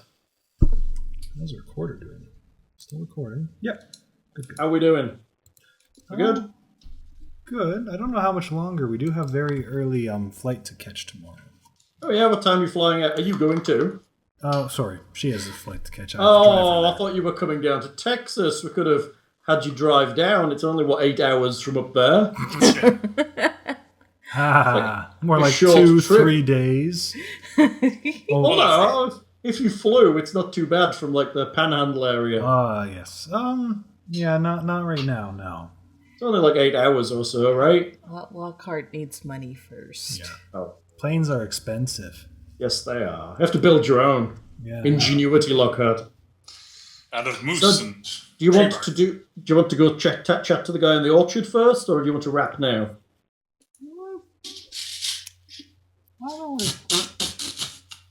It might be good not to put too much information right now, so we can spread over and let it sink in a bit. Very good. That is fair. That actually has to be said. The town is literally chocked to the eyeballs with side quests. Step into the town. Every house has an exclamation point over it. Not gonna lie, some have 2 or 3. There are a lot of kind of side quests that you can choose to do that aren't necessarily in line with the main plot here. So we can spend several in weeks fairness, before we really have no idea what the main plot is, really. No, you don't. I mean, you don't know Because where the main thrust is. to- I mean, to- there's lots of stuff going on in town, and you can pick and choose which bits you find most appropriate. Because to be perfectly honest, the main plot at this point seems to be very, very difficult to obtain, as now we have to find a castle in the middle of a forest Yes, with yes, you many, do. many goblins. Yes, but to be honest, after you rest a little, that may become a little more apparent and maybe a little more formalized as a quest for you. Yeah, since the king of the goblins or whatever had at least one bugbear under him, I'm guessing it's Well, it said hobgoblins this time. No mention of bugbears. yeah, but there's all sorts of things that might not be mentioned. True. He did say there were monsters too, beasts. Yeah, his beasts. I'm not saying I'm the one who's going to vouch for him, but he was convincing enough to let me not cart him off. I have to say, though, so far the townfolk haven't been mentioning murdering goblins, so... No, he might have been all right. He might They're have been too all busy right. focused on not having the shit kicked out of them by these ruffians. Oh, Not being murdered. I know that might be a good place to stop it, just so we don't get too information overloaded. Everybody happy with that? Yes. Sure. Nick? Okay. Yeah, I got my longbow. You did? Linz? Yep. Okay. Just we're putting a pin in finding out about these ruffians so we can fuck them up. Yeah, we're starting back right after our adventures have suffered, basically, or whatever. And you're Or picking up supper heading to time. the orchard, and there's Yes. like a bunch of... There's other places to go as well. Oh, I'm sure there is, but I think both me and Threepwood are very much going to want to talk about these ruffians. Oh yeah, there's definitely ruffians to deal with. I love how there's that box that says, "Do the players need direction?" Like, obviously, at this point, I've overloaded you with many, many side quests, and you've got to pick which ones you want to do. And to be honest, it does let you do that reasonably freely, which is kind of nice. So far, I'm fine with this sandbox presentation. Mhm. It doesn't seem so well. I guess you'll say in the morning or the next day more plot hooks will appear. But I was gonna say it doesn't seem to be much for those who really do want to go straight after Gundren. Well, Yeah. you can. The thing is, you can do that if you have someone who's good enough to follow it, and you know roughly. I mean, the goblin tells you roughly where it is. If you headed off into the woods and started looking, you might have found it. But the Neverwinter Wood is 1, dangerous, Yeah. 2, quite large. Yeah. So it may be the wisest option, maybe, to go to town and look for some guidance as to where it actually is. Yeah. No, that's basically what. Yeah, we did But- not have a good tracker. There is That actually place where all the nothing. woodsmen There is disappear, actually yeah. nothing in the adventure to stop you going straight to Cragmore Well, Chasm. there never is stuff directly stopping you from going to dangerous area. I don't know whether it would necessarily be dangerous. To be honest, it is mostly goblins. Actually, there are some pretty nasty things here.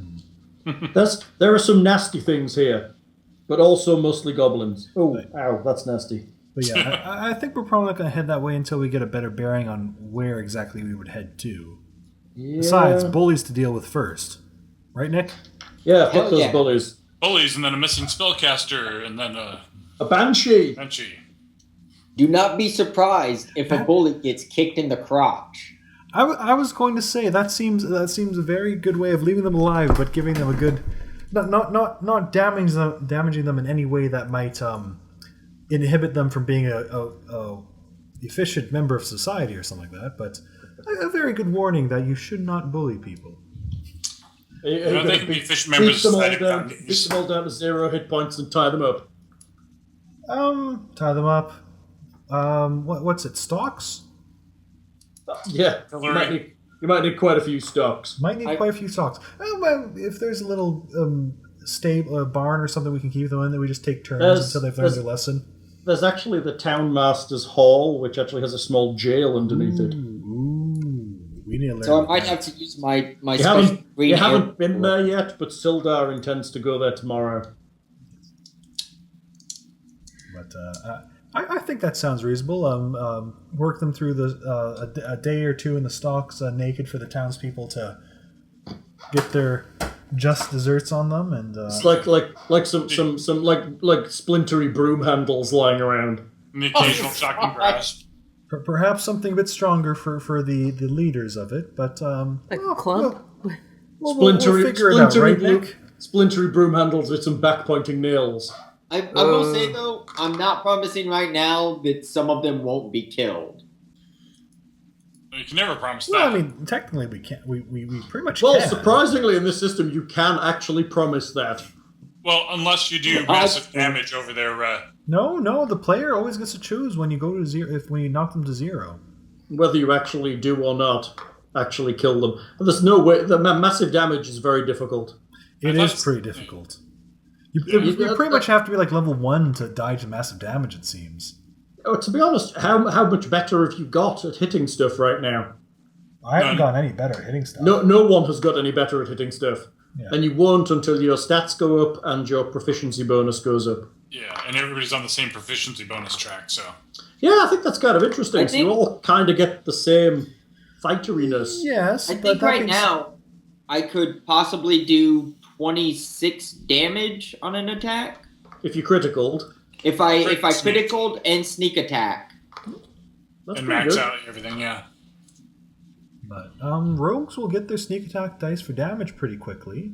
Yeah, true. They will. Yeah, sneak attack's pretty easy to qualify for in melee. I think that's kind of nice, because I think they took it away in 3rd, particularly. It was difficult. Well, third, the damage was there, but it was difficult. There was a lot of Pathfinder stuff made that it- just was like, no. Well, I mean, the original conceit of rogues was not a combat person. It was they can sneak around and stab you in a dark alley if need be. Yeah, they were the skill members of the party, but it doesn't seem like anybody's. Actually, they do get 4 proficiencies at the start in skills, which I think is a lot more than everybody else. They get 4 from their class. Yes. Yeah. Ah. Oh wow. So I got 2 from like cleric and 2 from acolyte. So Yeah, they get that, and then they get their 1 from their background, whatever they get from their backgrounds. But So I mean, they to be can honest, start with though, 6 or 7. it's still not a really big bonus. No, it's not. But I mean, at higher levels, I guess it adds up, but it's not. Maybe They are still bringing more skills to the table, but I guess that's all they're bringing. but I mean, you plus- never acquire more skills either. I mean, you just have your proficiency bonus and stats. Right, So, that's kind of interesting. I think you never actually get any more skills. Well, maybe there's lots of stat increases. Yeah, there are. But you can never Fighters go... get a ton of stat increases. They seem to get more than the other classes. Well, that makes sense, I guess, because you split the physical ones, Well, aren't you? no, it's any stat. You get any stat Yeah, I increase. guess that's fair. But I guess you're training and stuff. But I guess the assumption is you'll probably put it in a physical stat if you're a fighter. Well, but I mean, to be perfectly honest, I'm only ever going to put 2 more levels in strength than I maxed out. Yes, unless you get magical doohickey wang. But that'll be from Anyway, good. just game, like good game. I've got a 19 con, so I can only go up 1 there. Wow. And I think Nick has a 19 dex, right? Yeah, 19 decks. So he can only go up 1 there. Yeah. Alright, kids. I thought I shamelessly mentioned I updated the gallery while we were playing. On the website. Yep. Did you like the new bar thing I put at the top for you gallery updaters? Yes. There you go. Now you get some attention. More visibility. That's right. Who says I can't code at work while in my lunch hour? You just can't edit an XML file to fix the RSS feed. It's done now. Quit your moaning. It's not. If the guy who originally coded the upload form had put it in so that it checked for ampersands, we wouldn't be having this conversation. I did, and I just disabled it when Balgan immediately was having trouble uploading, but I think he has trouble.